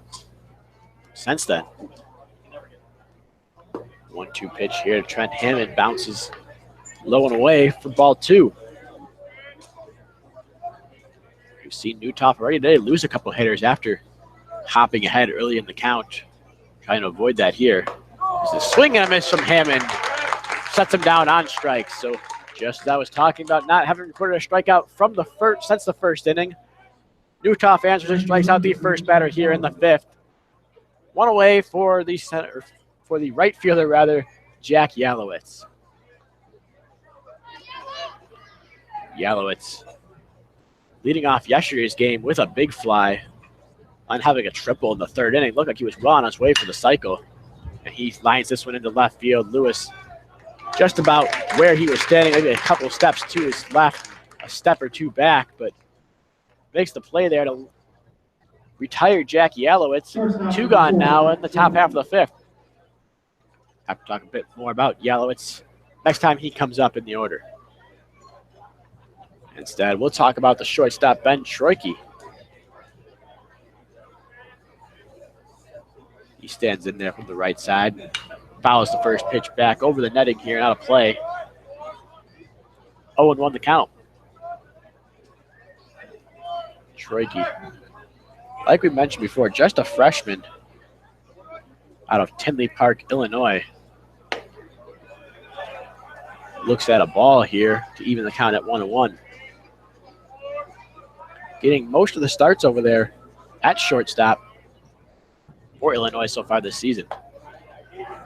Takes this one high, 2-1 the count now.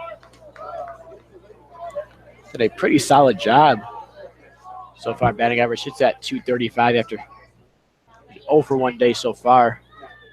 The 2-1 pitch in there for a strike. At 89 miles an hour, it's 2-2.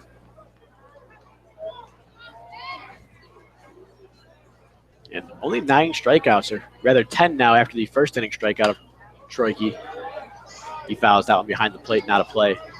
Not necessarily something you'd expect from someone moving up to a higher level.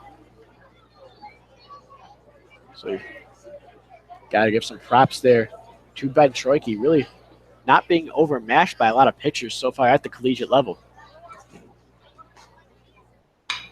As he grounds this pitch to short. Bernard backhands, strong throw to first to retire the side, and another 1-2-3 inning here from Ryan Newtoff. After 4.5 innings, we're halfway home here at Ray Fisher Stadium. Michigan holds a 5-0 lead over the visiting Illinois Fighting Illini. Thank you again for listening to the official student broadcast of Michigan baseball here on WCBN Sports. First person that hits my hand. I'm Austin Felger here, bringing you all the action. Proud to bring you here all the action this weekend. Yesterday I had with me Leo Blavin. Today, a bit of a solo broadcast here. Hope it doesn't ruin your enjoyment too much to hear me talking by myself the entire time, but who knows, maybe tomorrow I'll get a bit of a mystery partner on here, so you have to tune in to our broadcast tomorrow. That game starts at 1 p.m. It will be the third game of the series between Illinois and Michigan. It will either be the rubber game of the series, or Michigan will be looking for another sweep in Big Ten season. Michigan, so far on the season, 5-2 in Big Ten play. Went to Maryland, dropped 2 of 3 in their first series of the year there. Then came back home to Ray Fisher Stadium, swept Penn State last weekend, and won the first one yesterday in an eventful game against Illinois. So far looking a little bit easier than yesterday's game. Wolverines needed to mount a 7-run comeback in that one. We're able to hop out early in this one to a 5-0 lead after 2 innings. And still hold that lead here in the bottom half of the 5th. In this bottom half of the 5th, it's going to be the 4, 5, 6 hitters for the Wolverines: Drew Lugbauer, Miles Lewis, and Jake Bivens, who have done pretty much all the damage so far on the day. They hold the 5 Wolverine RBIs. Lugbauer with 2 on an RBI single, Miles Lewis with 2 on an RBI double, and Bivens with 1 on an RBI groundout. It'll be Lugbauer to start things off here. The bottom of the 5th, he takes one high and away for a ball, 1-0.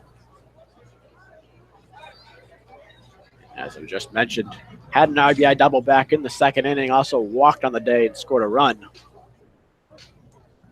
As he watches a breaking pitch catch the plate there for a strike, 1-1. Bar now sitting at 40 RBIs on the year, the first Wolverine to reach that plateau. As the 1-1 pitch misses outside for a ball, 2-1. Also with his 25th run scored of the season. 2-1 pitch to him is hit high and deep towards left field. Does that one have enough? It's off the big brick wall out there. That's going to be a double as it was misplayed by Rowbottom. It bounces almost all the way back, rather over halfway back to the infield. So Lugbauer, as you mentioned a little bit earlier, not the fleetest of foot, wasn't quite able to stretch that into a triple. But a leadoff double here as he continues his hot hitting. Bringing up Miles Lewis. Lewis getting a chance to hit with runners in scoring position for the second time today. Back in the first inning, he hit that 2 RBI double to push across the first couple runs of the game. That was with the bases loaded. Only 1 runner on this time. That's Lugbauer at second. First pitch to Lewis. He squares around and pulls back. Watches this one miss for a ball, 1-0. Lewis with those 2 RBIs on the double earlier, now sits at 21 on the season. It was his 9th double of the year. 10th extra base hit overall.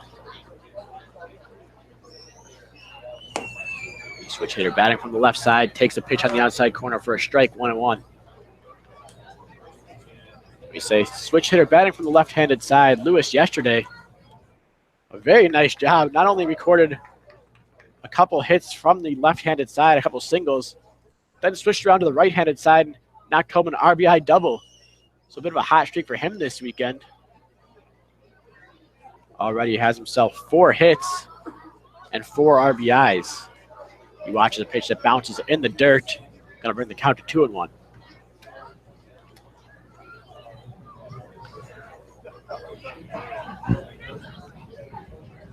Lewis stands in there, waves that bat over his left shoulder, waiting. The 2-1 pitch from Weber. Here it comes. And this one is bounced towards first. This one's going to be foul. Fielded over there in the Wolverine first base coach's box. I believe that's Aaron Etchison over there. And the count is 2-2 now on Miles Lewis. Weber sets.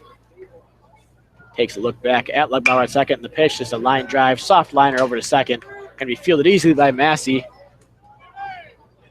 ready to throw over to second, but Lugbauer was sprinting back as soon as he saw that ball wasn't going to get over Massey's head. So 1 out here now in the inning, and a runner on second for Jake Bivens. The first baseman, Frankie J. Bivens, so far on the day, 1 for 2. Has himself a single on the day, but his 1 RBI came on a ground out back in the first. That was the 3rd run of the game for the Wolverines. He takes the first pitch low and away for a ball, 1-0. So it's Lugbauer, the big third baseman, out at second base for Michigan after a leadoff double. Now stay with 1 out, 1 ball here on the batter Bivens. Now 2 balls, no strikes as he watches one miss high and away.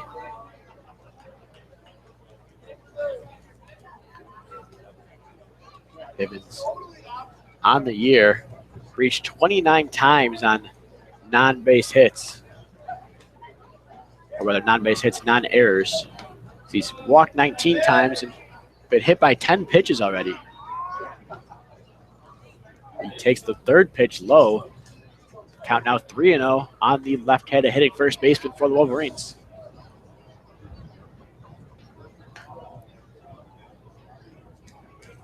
See if he's swinging away here on 3-0. Doesn't appear to be as he watches a fastball right down Main Street. Brings count to 3-1, and after that fastball right down the middle, Skanesny out to talk with his pitcher yet again here. Pretty frequent trips Skanesny's making out there. He's going to wear out a path between home plate and the pitcher's mound at some point.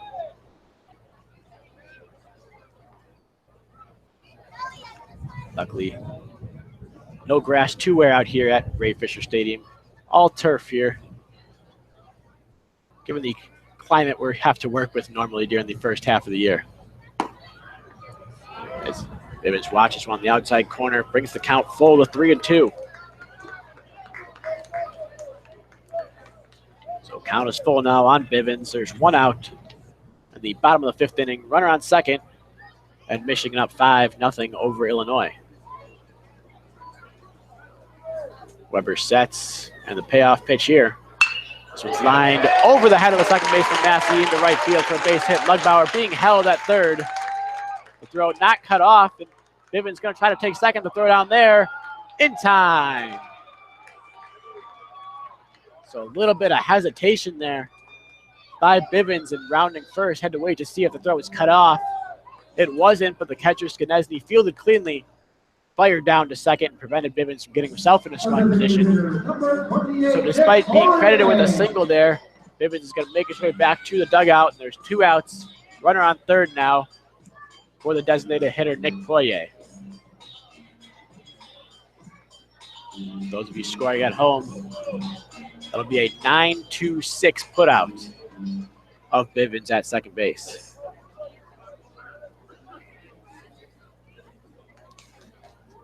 First pitch to Poirier is in there for a strike, 0-1. So after a leadoff double here, Lugbauer only able to advance to third. So Wolverines make 2 outs on the next 2 batters. And it would be up to Nick Poirier to drive him home. Poirier lines one right at the second baseman, Massey. So the theme of the inning, liners towards Massey over there at second base. He caught 2 of them, and the other one ended up in and out anyway. After 5 innings here, Michigan holds a 5-0 lead over the Fighting Illini of Illinois. Once again, I want to thank you for listening to this WCBN broadcast of Michigan baseball. It looks like it will be Ryan Newtoff remaining on the mound for Michigan, after throwing a lot of pitches in the first 3 innings, 67 to be exact. 20 combined over the next 2. Has him working here into the 6th. And much needed after Oliver Jaski went with a bit of a shorter outing last time. Only made it through 3 innings yesterday against Illinois. Michigan ended up using 5 pitchers. And Michigan having some fun out there in left field, simulating bowling here with the players in a bowling formation One of them rolling another player who's doing somersaults all the way down and just missed a strike there. Looks like number 22, William Tribuker, left standing there. He left the 10 pin. Gets a hand from the crowd here at Ray Fisher Stadium anyway. So Newtoff will face Pat McInerney, Casey Dodge, and Michael Massey to begin the 6th inning here on a beautiful day in Ann Arbor for some baseball.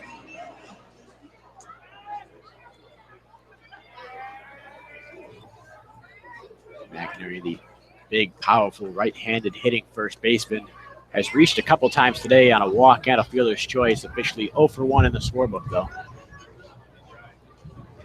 A very open stance there from the tall righty. Big swing and a miss there for a strike 0-1.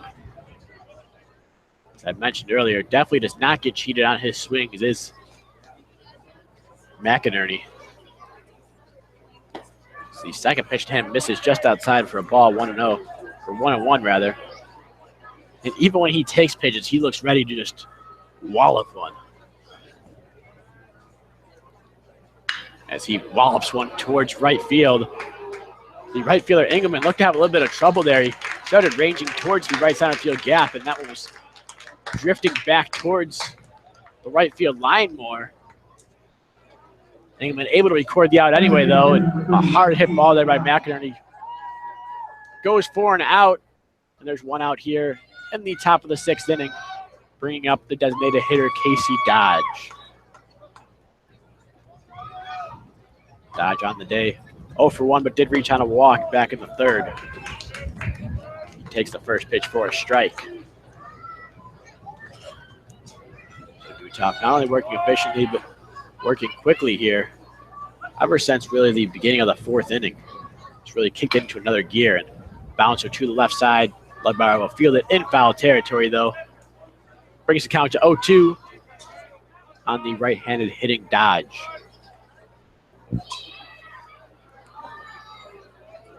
Dodge, just a sophomore, now batting .301 on the season as he fouls one back behind the plate and out of play over the press box here. Count's going to remain 0-2.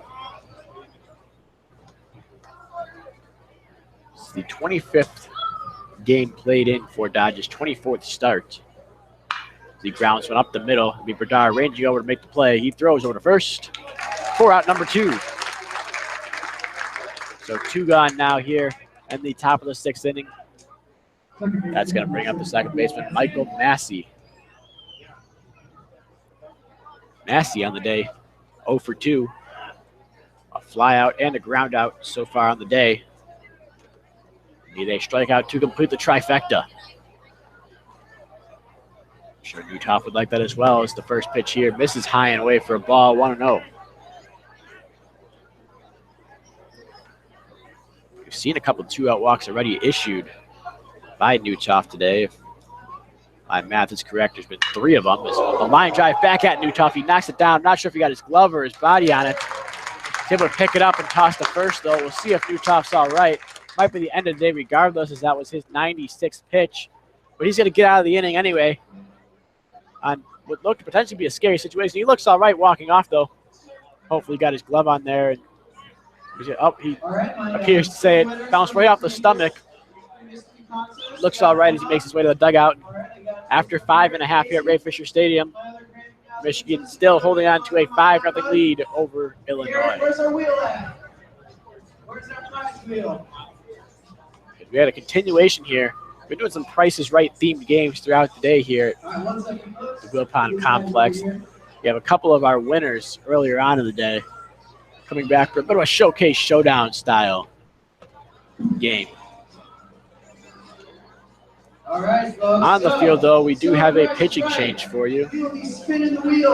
Looks like it's going to be senior right-hander Matthew James, if I'm seeing this correctly. I have to double check with you there.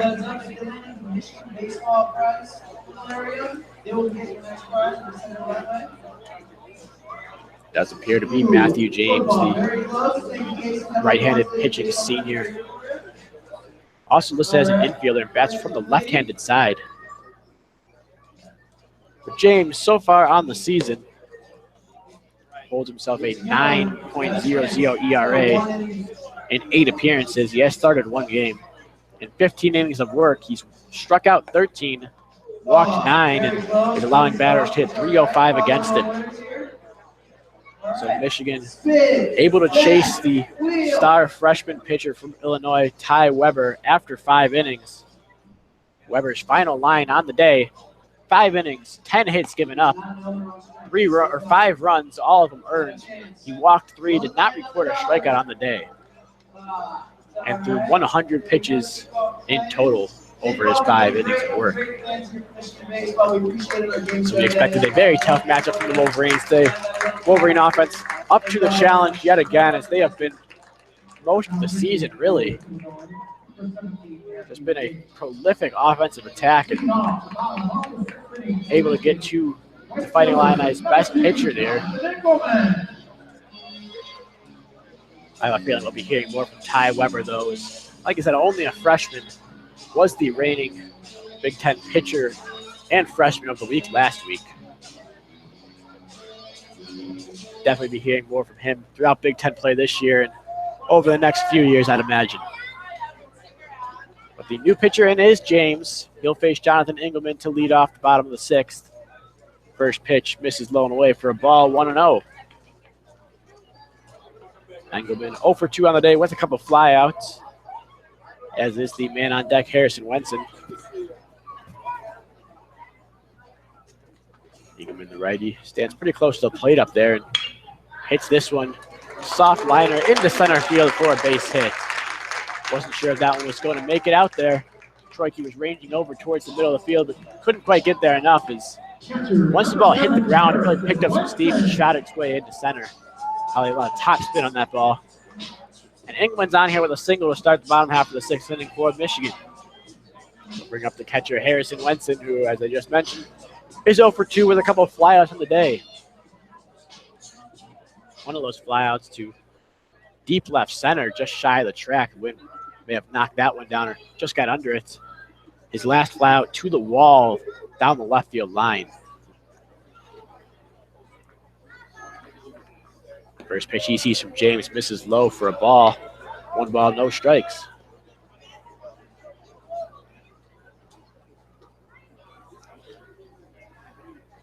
James working from the stretch with the runner on first, Engelman. Engelman gets a bit of a late jump and a running lead, really. Takes off on the pitch, and the ground ball to third base is not going to result in double play thanks to Engelman taking off, but it will result in the ground out there as Hammond fields and throws to first to retire Wenson. It's almost like a sacrifice bunt there on the ground out to third. There's a runner on second with 1 out now for the top of the Wolverine order and a K.O. Thomas.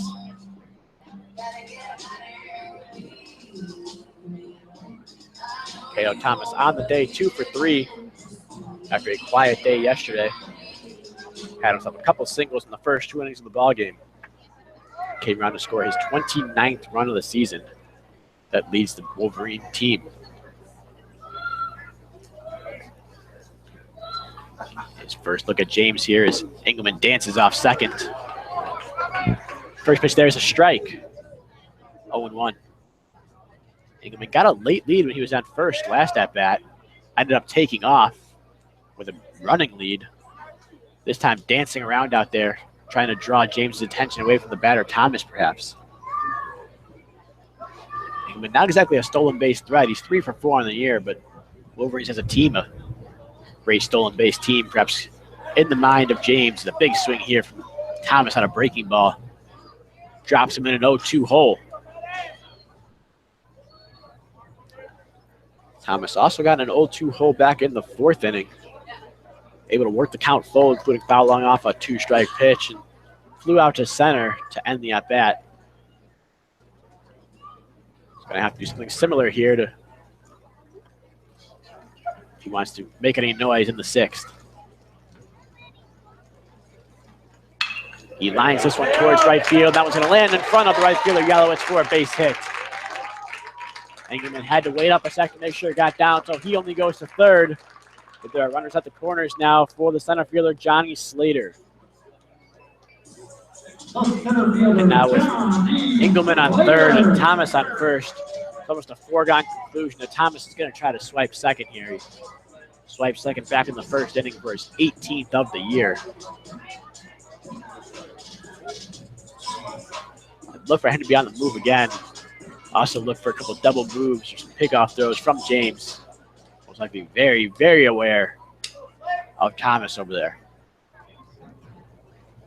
That could benefit Johnny Slater, the left-handed hitting center fielder at the plate. If James is indeed distracted, Thomas takes off with the first pitch, the throw down, out of bounds, the tag in time. Wow, what a tag there by the shortstop, Troike. To get Thomas trying to steal second here. 2 outs in the inning with a runner on third. As the catcher, Skanesny, threw one in there on a hop. A relatively high hop. Troike, as he was bent over, had to catch that one near his shoulders. Such a quick tag there from the shoulders down to the bag.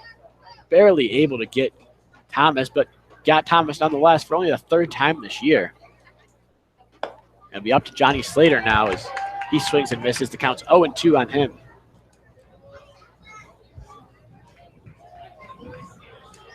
So runner on third now with 2 outs in the bottom of the sixth.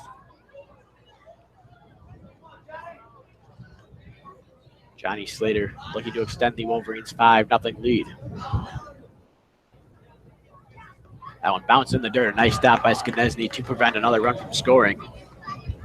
It's going to bring the count to 1 ball, 2 strikes.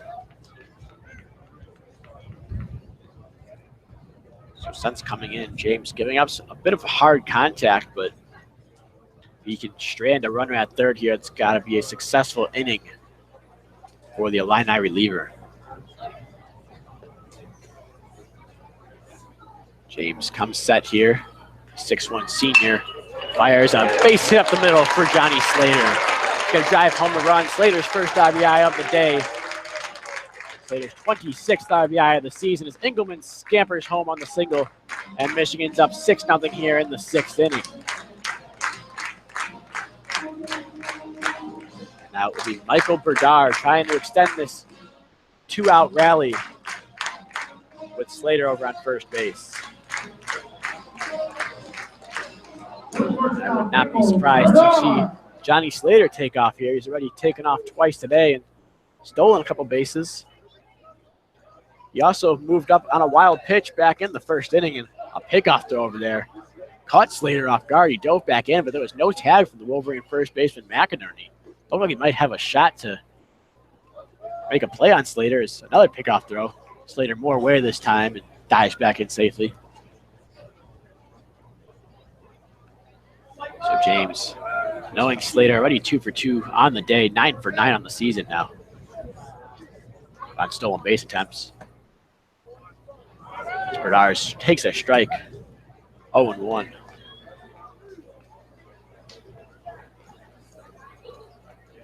A bit of conflicting reports here. We got one of our stat sheets says 9 for 9 on the season. One says 11 for 11. All we know is Johnny Slater yet to be caught when he tries to steal a bag.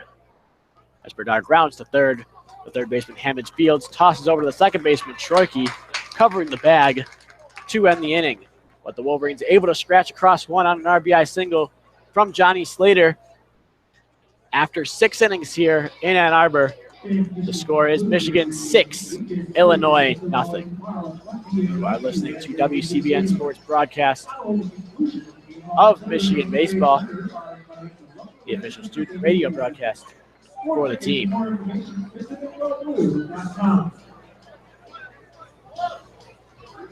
We'll see if Ryan Newtoff trots back out there to begin the 7th inning. I highly doubt it, and no, it looks like it will not be Ryan Newtoff, just as we expected. So you can close the book on Newtoff's day. His line, 6 innings pitched, only gave up 1 hit. Did not give up a run. Walked 4 and struck out 2.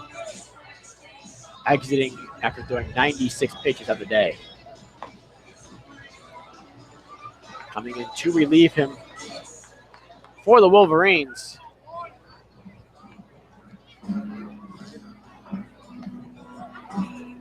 Now pitching for Michigan, number 20, Jay It is indeed Jace Vancena. And I mentioned a bit earlier, started that game against Bowling Green, went the half inning, got through it cleanly before the skies opened up and lightning started flashing across the sky, resulting in the game being canceled after just that half inning of play. See if Michigan tries to make that game up. If they do, you can count on WCBN Sports to be there for the call. Speaking of WCBN Sports being there for the call, we're here all weekend and throughout the baseball season. If Michigan baseball is playing at home, you can find us on YouTube at WCBN Sports, on Twitter at WCBN Sports, or online at WCBNsports.org. Have your Michigan baseball broadcast, as well as Michigan softball, and earlier today we had some Michigan lacrosse action as well. Any Michigan sports you may be interested in, check out WCBN Sports for the call for you. As the first batter, Jace Van Senna, is going to face, will be the catcher, Mark Skanesny. Skanesny 0 for 2 on the day against Utah.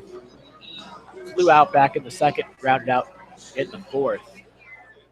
Once again, another player who would need a strikeout for the trifecta.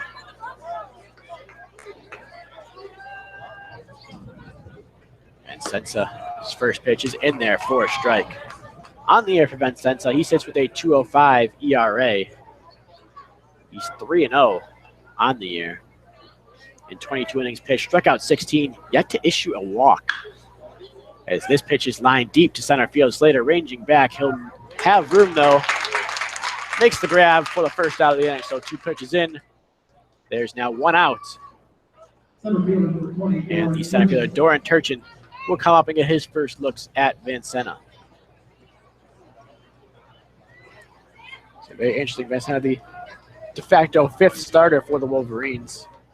This is his 9th appearance. He started 2 games on the season and would have had that 3rd start earlier this week, but the rains did not allow so. The first pitch here to Turchin, misses low and in for a ball, 1-0. The wind picking back up now, blowing in from left center where we see that large American flag here. Alumni Field, Michigan softball home. That pitch is fouled back behind the plate. 1-1 the count now. But there is some action going on at Alumni Field, but that is not the Michigan softball action, unfortunately. 1-1 pitch misses for a ball, 2-1. Michigan softball is in Columbus playing the Ohio State Buckeyes, leading 7-2 in the bottom of the 6th inning, for those of you keeping track of that one. The 2-1 pitch fouled back behind the plate again. Going to bring the count even to 2-2. So 1 out here in the top of the 7th inning. Bases clean here with Doran Turchin facing Jace Van Senna in his first inning of work. This one is ground up the middle. Berdar ranging towards the bag. Scoops, fires over to first in time for the out. Nice range there shown by Michael Berdar, fielding almost behind the second base bag and making a strong throw to first to retire the speedy center fielder Turchin.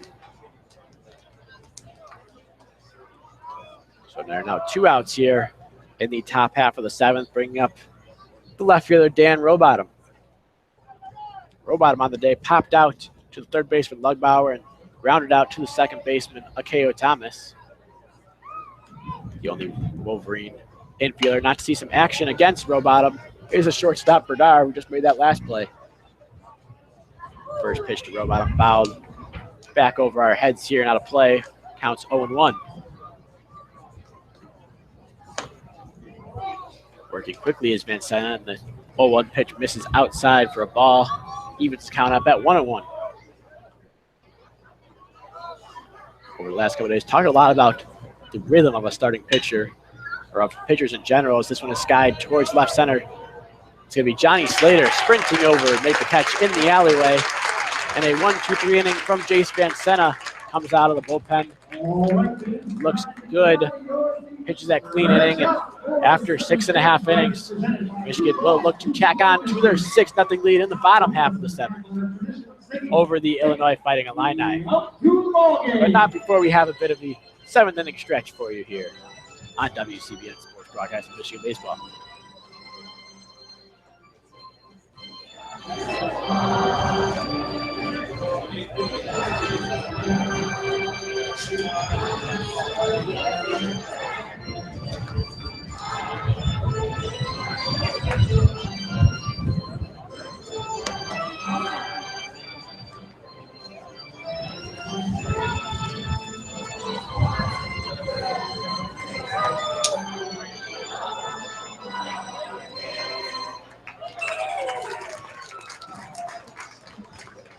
Hope you enjoyed that little aside there. As the pretty packed house here at Ray Fisher Stadium serenades our microphones with the 7th inning stretch. The take me out to the ball game, and a great day to come out to the ball game. Michigan leading 6-0 on a gorgeous day. We were sitting at 70 degrees at game time.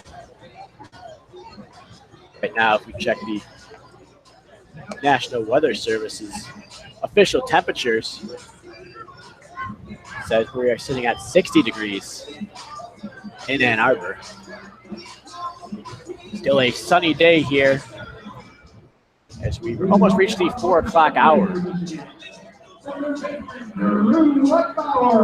For Michigan in the bottom of the 7th inning, it's going to be Drew Lugbauer to lead things off. He'll face Matthew James, who came in last inning for Illinois, still in, despite giving up a run and a couple of hard-hit balls. Lugbauer definitely capable of delivering some hard-hit baseballs. Takes the first pitch, low one in for a ball, 1-0.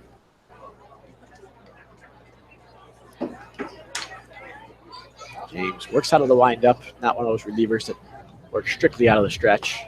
Big hack there from Lugbauer on the 1-0 pitch, swings and misses. Gonna even the count at 1-1. Lugbauer on the day, 2 for 2. Had himself a 2 RBI single back in the 2nd, a double in the 5th. Also walked way back in the 1st inning, what seems like forever ago. The Wolverines jumped out to that 3-0 lead. There's something in Lugbauer's eye here. Take the time to recap you if you're just joining us. Michigan hopped out to a 5-0 lead, scoring 3 in the 1st and 2 in the 2nd. Since then, they've tacked on 1 in the 6th, and we sit with a 6-0 Michigan lead in the bottom of the 7th. The 2-1 pitch to Lugbauer, or the 1-1 pitch rather, Lugbauer misses high, breaks the count to 2-1.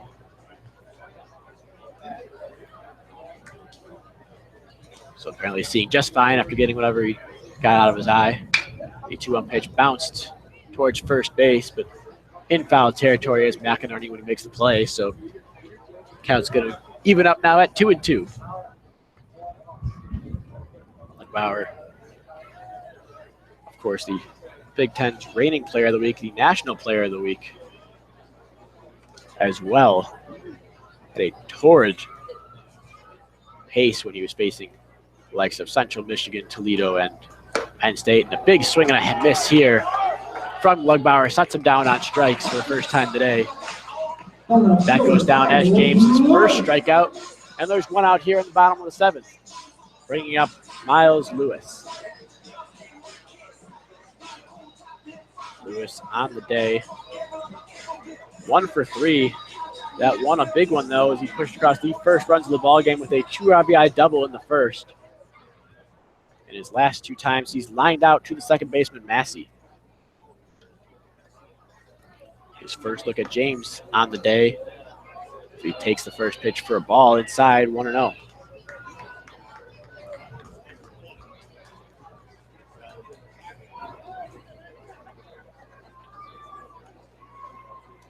Lewis is lined, you guessed it, to the second baseman, Massey, for the 3rd time today. And that's the 2nd out of the inning.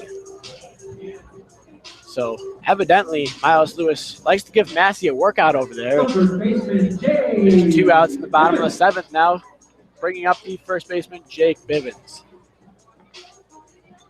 Bivens in his last at-bat singled to right field, but was thrown out trying to advance to second. And a 9-2-6 put out officially. The first pitch to him this time misses high for a ball, 1-0. So far, Bivens and the on-deck batter, Nick Poy, the only two hitters to not see Matthew James yet today, is that 1-0 pitch is in there for a strike, 1-1.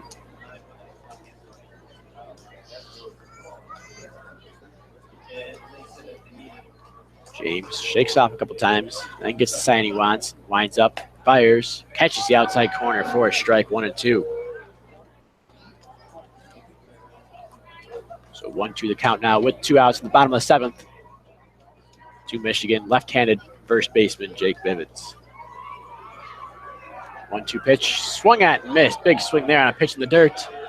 And a 1-2-3 inning with a couple of strikeouts there for James. Gets Illinois out of the 7th quickly. After 7 here at Ray Fisher Stadium. The score sits at Michigan 6, Illinois nothing. You are listening to WCBN's broadcast of Michigan baseball. And thank you for listening to the official student broadcast of Michigan baseball. We really do appreciate all your support.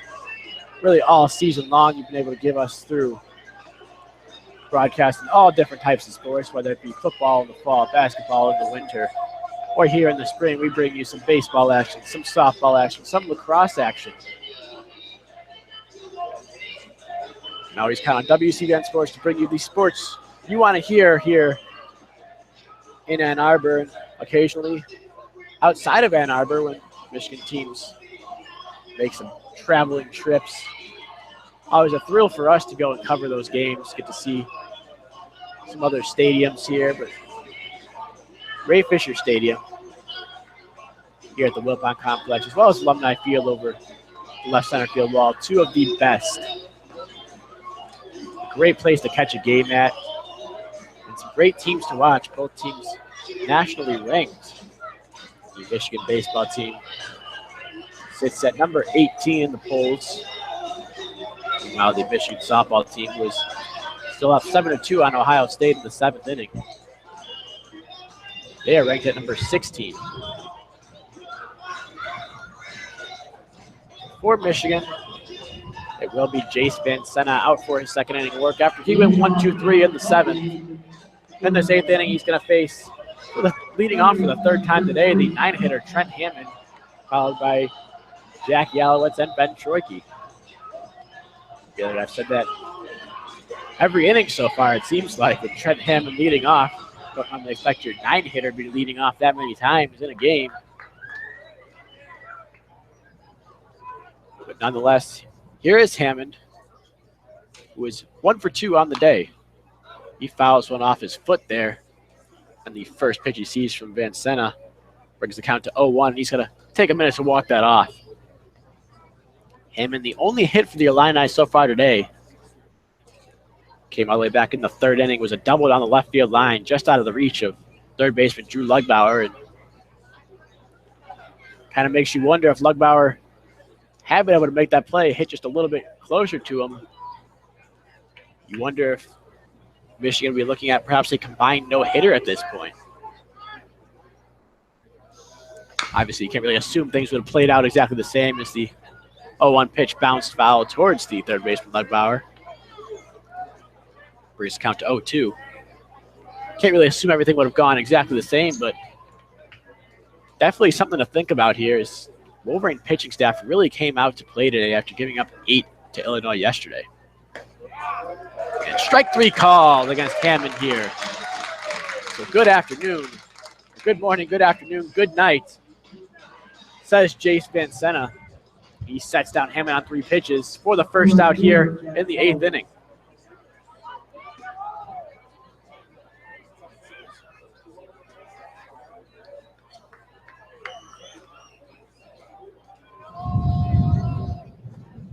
Bring up the leadoff hitter and right fielder Jack Yalowitz as he pops one up on the infield. Bernard ranging over towards the third base side. He camps under it and makes the easy grab there. So 1 pitch, 1 out this time around against Yalowitz. He's seen a grand total of 7 pitches, if I have that right, and 4 at-bats on the day. There are now 2 outs here at the top of the 8th, bringing up the shortstop Ben Troike. So I wanted to talk a little bit about Yalowitz and his performance so far on the year. but not really giving me much time to talk about him. The last two times making out from the very first pitch of the at-bat is the first pitch to Troike here is fouled down the right field line, out of play. So just for the heck of it, I'm going to talk about Yalowitz anyway. The 0-1 pitch to Troike misses. It's 1-1. Yalowitz is very impressive so far this weekend. He's only a sophomore, and despite an 0 for 4 day-to-day, batting .343, we saw him yesterday just absolutely crush a couple balls with the leadoff homer and the triple. Troike grounds this one to Lugbauer at third. He fields, throws over to first to end the inning. So 6 up, 6 down since Jace Van Senna's been in. After 7.5, Michigan hanging on to a 6-0 lead over Illinois. So you are listening to WCBN Sports in our official student broadcast of Michigan baseball. So to wrap up just about Jack Yalowitz there, very impressive. And as with a lot of these Illinois Fighting Illini that we've seen so far this weekend, including the starter today, Ty Weber, I'm sure, provided the draft does not get in the way in some sort of capacity, you will indeed be seeing them over the next couple of years across the Big Ten making some noise.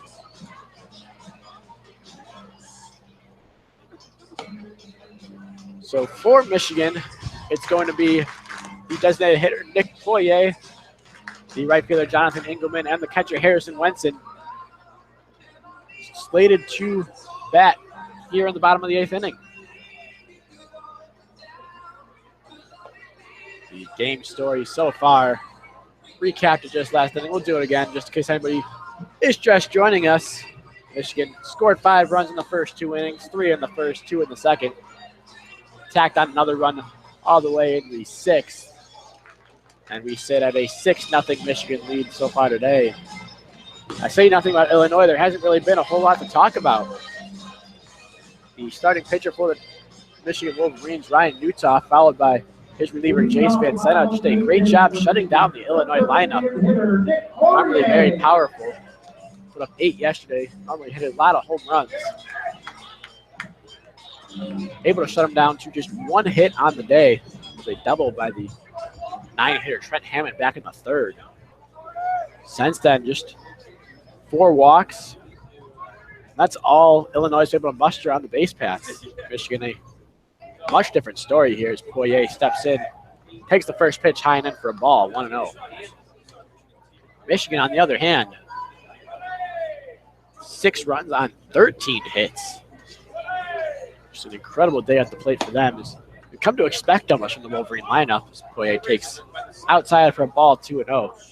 They're just so well-rounded up and down the order. I mean, Nick Poirier, the 7-hitter here, batting .318 on the season after a 0 for 3 day so far. He takes this 2-0 pitch on the outside corner for a strike, 2-1. Following him in the 8th spot is Jonathan Engelman batting .322, and in the 9th spot is the catcher Harrison Wenson, who can do a lot of damage with just 1 swing as the experienced senior in the lineup. The 2-1 pitch is in there for a strike, brings the count to 2-2. Just a really dynamic Michigan offense when you pair it with the dynamic pitching we've seen over the last couple of days out of the Wolverines. Almost unbeatable. This play slaps this one foul on the left field line and out of play. Count remains 2-2 on the designated hitter for the Wolverines. As mentioned, 0 for 3 on the day today. Following up a 1 for 3 day yesterday. Did drive in a couple runs though yesterday. Fouls this one back to the screen. Keeps the count at 2-2. Back in the first inning, Nick Poirier had himself a really nice at-bat, nice 8-pitch at-bat that ended in a ground out. This will be the 7th pitch of this at-bat here. So despite not having a hit on the board, definitely making these Illini pitchers work. He takes this one for a ball low, brings the count full, 3-2. It'll be the 8th pitch of the at-bat upcoming against Nick Poirier. Swing and a miss on this one, though. And Poirier set down on strikes for the first out here in the bottom of the 8th inning. That's going to bring up the Michigan right fielder, Jonathan Engelman. So far on the day, 1 for 3 after an 0 for 4 game yesterday. That one came in his last at-bat, though, in the 6th inning. He led off the inning with a single and came around to score that Wolverine's 6th run of the game. It was his 18th run score on the year, which matches his 18 RBIs. Engelman. One of the Wolverine hitters, or really even pitchers, likes to take time in between pitches here. Likes to stare at his bat before walking up to the plate.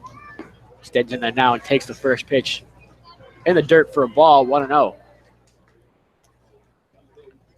England between pitches, kind of walks back, takes a foot outside of the batter's box there, looks down for a sign, then when he turns back towards the plate, puts his bat out in front of him, stares at it, takes a deep breath, and then finally steps up to the plate.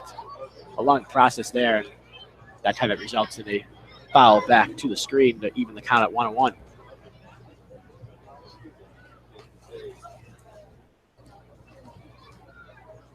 A long process, but you can't really argue when it really works for him. Last weekend, Engelman was on a tear, and over the season, still batting .322. Despite what appears to be a slow start this weekend. He takes the 1-1 pitch inside near his knees. He scoots out of the way, brings the count to 2-1.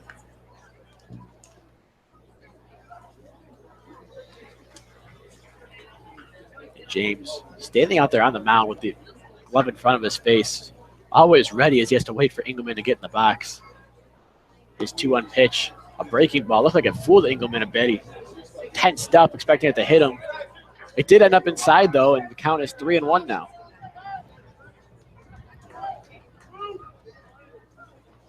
So Engelman in a hitter's count here, chance to do some damage and perhaps add on to that 6-0 lead the Wolverines currently hold in the bottom of the 8th. Instead, he'll watch a pitch Mitch high and away for ball 4 and take his base. So there's now a runner on first here for the catcher, Harrison Wenson.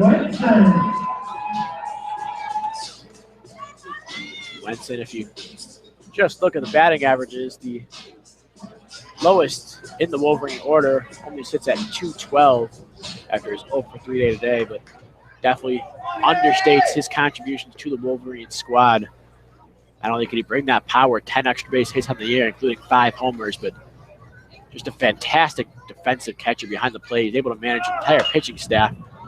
On the first pitch to him here that he fouls off, Engelman was running towards second. Bit of a hit and run play on there with Wenson at the plate. It's going to be 0-1 on the catcher.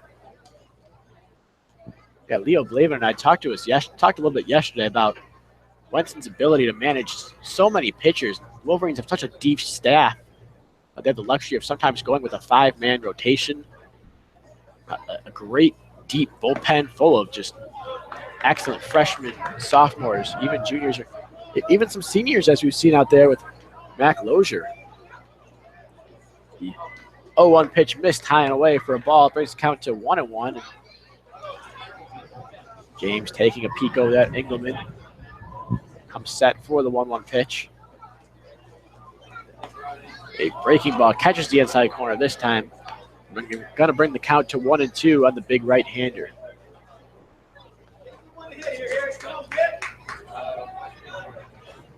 James out there on the mound in his 3rd inning of work. Gave up a run in the 6th, but went 1-2-3 with a couple strikeouts in the 7th. Already has another strikeout here to start off the 8th before walking Engelman, who remains at first base.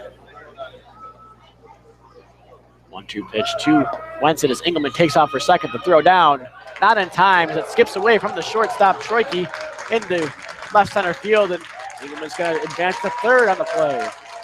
So mark that down as a stolen base, and probably an error there on the catcher, Skanesny, and a throw that forced the shortstop, Troike, to really dive out of the way.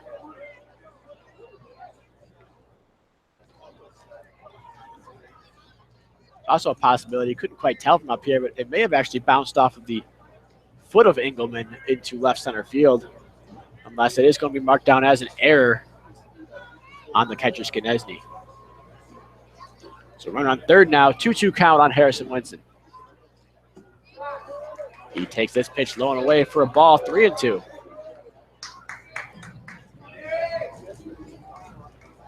So with a full count on the batter, Winston, there's one out here, runner on third, bottom of the 8th inning. Michigan looking to add on to their 6-0 lead. As James comes set. The 3-2 pitch. Line foul just past the Wolverine dugout. That was a headhunter down there. Count's going to remain at 3-2. Looks like James with an off-speed pitch. Had Winston out in front, way out in front there. And luckily that protective wall in front of the pavilion out there prevented anyone that may have been striding by from getting hit. The 3-2 pitch misses low and in for a ball. So Harrison Winston, after falling behind in the count, works the walk. And there are runners at the corners for the speedy leadoff man, Akeo Thomas. Thomas on the day, 3 for 4, 3 singles to his name. Last time out, was only thrown out for the 3rd time. He was thrown out for only the 3rd time of the season. Last time he reached base, trying to swipe second. He could find another way to get on base here. Perhaps another single would drive home another run for the Wolverines. Takes the first pitch on the inside corner for a strike. A bit deceptive to watch Akeo Thomas take pitches on the inside part of the plate. He stands so close to that plate that the pitches on the inside part almost look like they should be hitting him and are getting called strikes.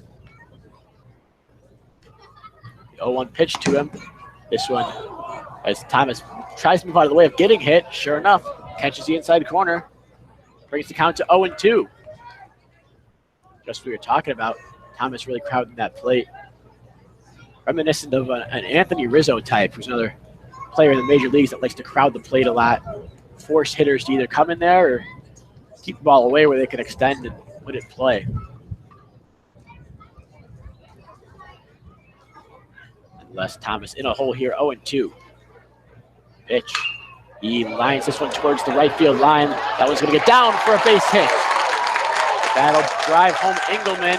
Winston goes all the way from first to third, the big catcher, chugging around the base paths. And it's going to go for a single for Akeo Thomas, RBI single. His 18th RBI of the season puts Michigan up 7-0 now in the bottom of the 8th inning.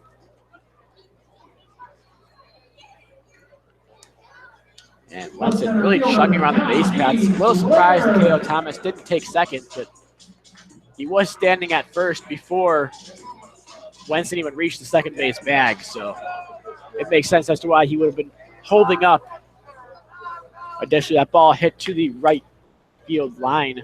Yellows would have had an easier play to try to get Thomas out at second rather than Winston at third. And we're going to have a pitching change here before Johnny Slater comes to the plate. Look at the name and number. It looks like the first left-hander of the game coming in for Illinois. Get the name and number for you in just a second. While we're waiting to find out who it is, though, thank you once again for listening to WCBN's broadcast of Michigan baseball. Really appreciate all your support. If you like what we're doing, make sure to tune in for future broadcasts. You can find all our broadcasts as well as some great blogs and podcasts at WCBNsports.org. Follow us on Twitter at WCBNsports, as well as on YouTube, WCBN Sports. Pretty easy to remember there for you.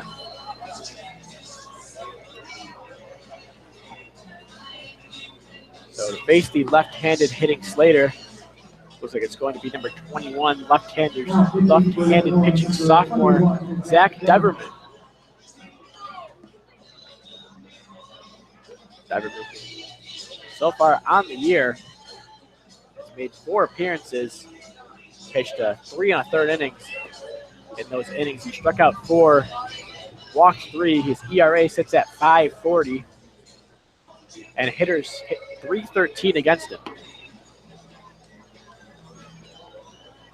Deverman here coming on with 1 out at the bottom of the 8th inning after Michigan just extended their lead to 7-0 after an RBI single from Makeo Thomas, his 4th hit of the game. Raises his batting average up after coming in at .316, and he had a rough day yesterday. Comes in, goes 4 for 5 today, raises that batting average up to .336. Exactly what the Wolverines like to see out of their leadoff hitter. Just dynamic and getting on base, and whether it's to start the game or start an inning or in the middle of an inning here, getting on base, driving home a run, extending rallies. Definitely a bright spot is the second baseman, the sophomore for the Wolverines. He stands over at first now. It's Harrison Wenson over at third as Johnny Slater steps to the plate looking to record his second RBI of the day. Slater 3 for 3 on the day, 3 singles. Also walked back in the 4th. This pitch misses low in the dirt for a ball. Look at his first look at a lefty here in Deverman. And perhaps the lefty also brought in, not only for the lefty-lefty matchup at the plate, but also try to keep Makeo Thomas at bay over at first. The 1-0 pitch is in there for a strike, 1-1. Thomas dancing around off that bag as Deverman comes set. See if he tries to swipe second here at all. He's starting to go back towards the base when Deverman winds up and throws, though. And that pitch misses low for a ball, 2-1.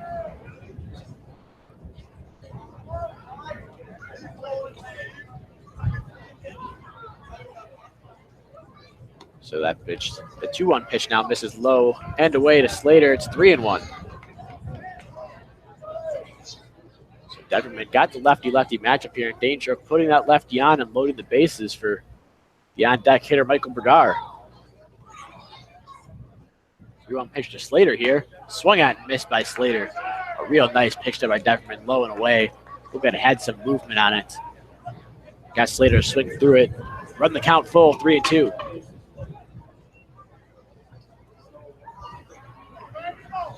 Deverman lefty holds that glove up near his shoulder when waiting for the sign, and then up near his face when he throws.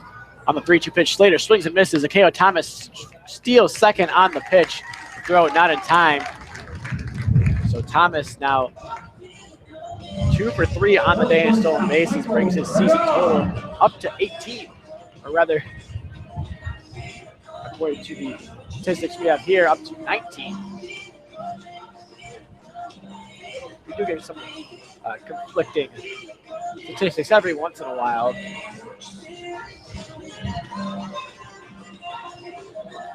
Fairly confident, though, according to my numbers, that is his 18th stolen base of the season. Now bring up Michael Berdar now, though, with 2 outs after Slater struck out swinging. Runners on second and third. First pitch to him, bounces in the dirt. 1 ball, no strikes. It is Harrison Wenson over at third. Makeo Thomas, who drove home the 1 run in this inning, standing out there at second. Berdar crouches low in that right-handed batter's box. Looks at a breaking pitch, catch the outside corner for a strike, 1-1.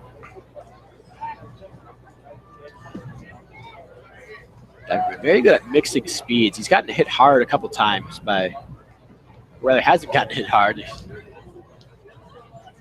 First bat of the game he faced with Slater, but definitely had Slater off balance doing that bat. Looks to have Berdar off balance here as a changeup, it looks like, misses outside, brings the count to 2 balls, 1 strike.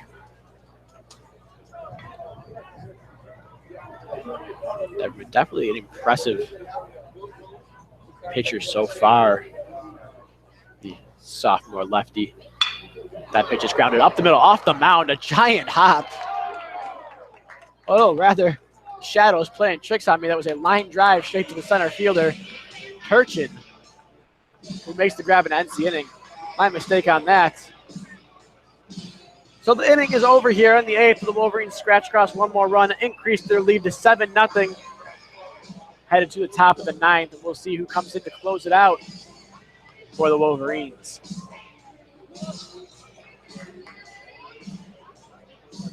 At first glance, it looks to be sophomore right-hander Jack Bredesen. That may not follow Michigan baseball quite as closely. That is Bredesen, as in Ben Bredesen, the Wolverine offensive lineman who plays for Jim Harbaugh's Big House, which you can see over the right field fence here. Bredesen so far on the season, in 8 appearances, has an 8.10 ERA, partly fueled by an outing last week that saw him not finish the inning in the 9th and give up 2 runs. But he does have that 8.10 ERA in 6 2/3 innings on the season. Struck out 4, walked 4.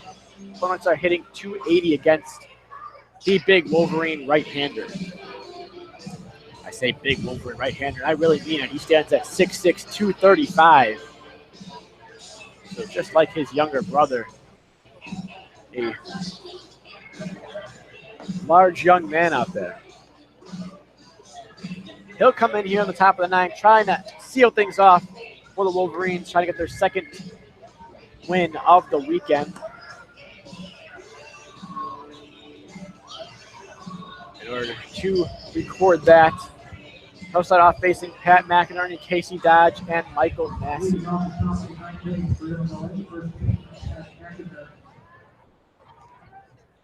So it will be the big first baseman, Pat McInerney, leading things off here against the big right-hander, Jack Bredesen.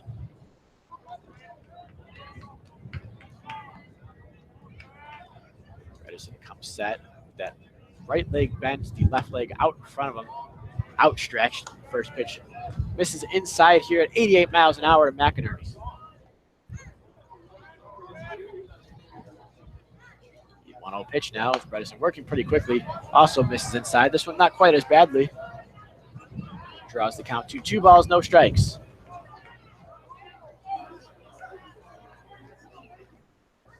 The 2-0 pitch now. In there for a strike at 91 for Bredesen. The big, long right-hander able to fire it up there. So that one is fouled straight back behind the plate. McInerney was able to catch up to 91, but not quite enough there. It brings the count to 2-2.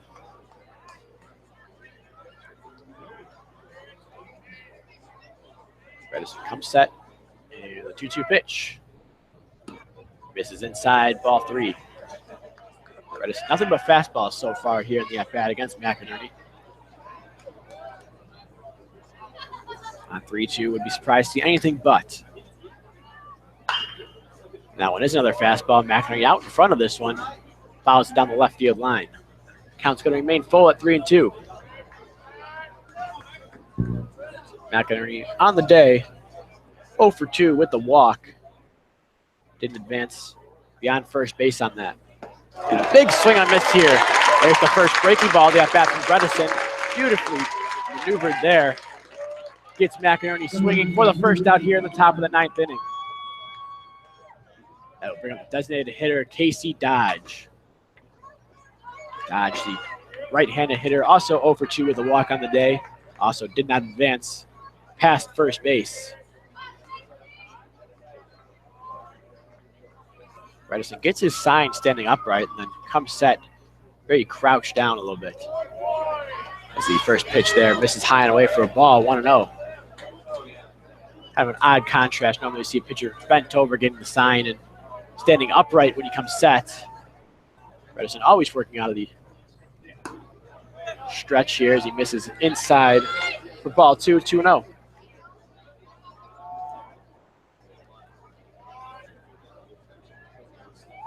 Falling behind 2-0, Bredesen's pitch bounces in the dirt. Wenson blocks it, pops it up in the air before snagging it. Brings the count to 3-0.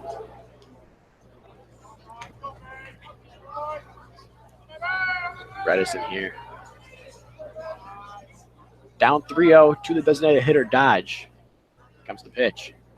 That one is in there for a strike. Right down the pipe.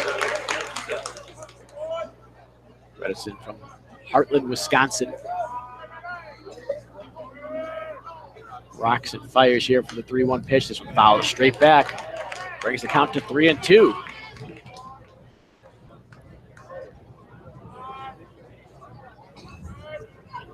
Falling behind 3-0 on the count, Bredesen able to bring this one full. One out in the top of the ninth. Payoff pitches. Catches Dodge out in front. He fouls that one down the left field line. Count remains full at 3-2. That was a fastball, similar to what we saw from McInerney going fastball on 3-2, having him out in front. See if he goes with another breaking ball just like he did to McInerney. He does go with a fastball. This one's bounced right back to Bredesen.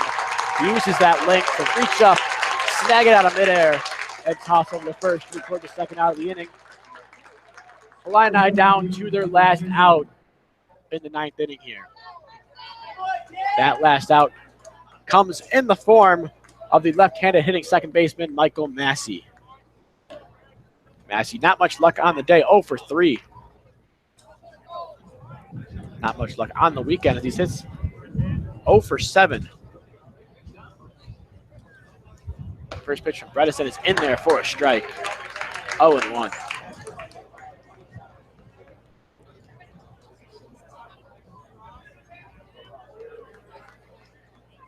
The 1-0 to Massey, or 0-1 to Massey rather. It's in there for a strike. 0-2.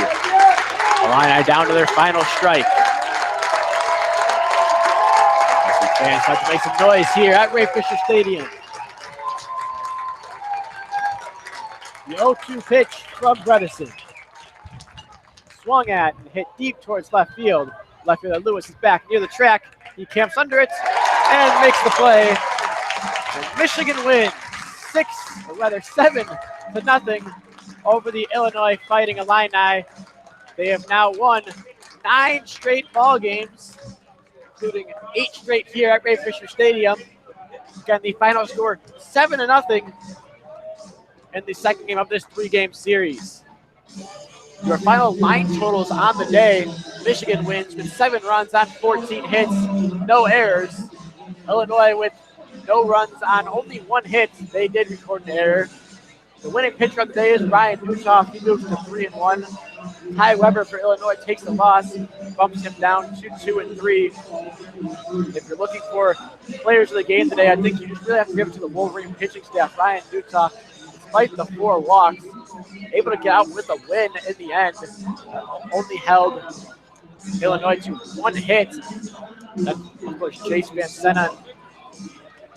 Bredesen here finished off the last 3 innings that Newtown couldn't quite get to because of the high pitch count. Did not allow any hits, did not allow any walks. In fact, did not allow any base runners at all. Came in, shut the Illini down, and unlike yesterday, the Wolverines pitching staff comes through here and gets Michigan out with the win. So for us all here at WCBN Sports, thank you for listening. We'll have tomorrow's broadcast for you at 1 p.m. as Michigan goes to the sweep. Once again, thank you for listening. I'm Austin Falco, wishing you a good night and a Go Blue.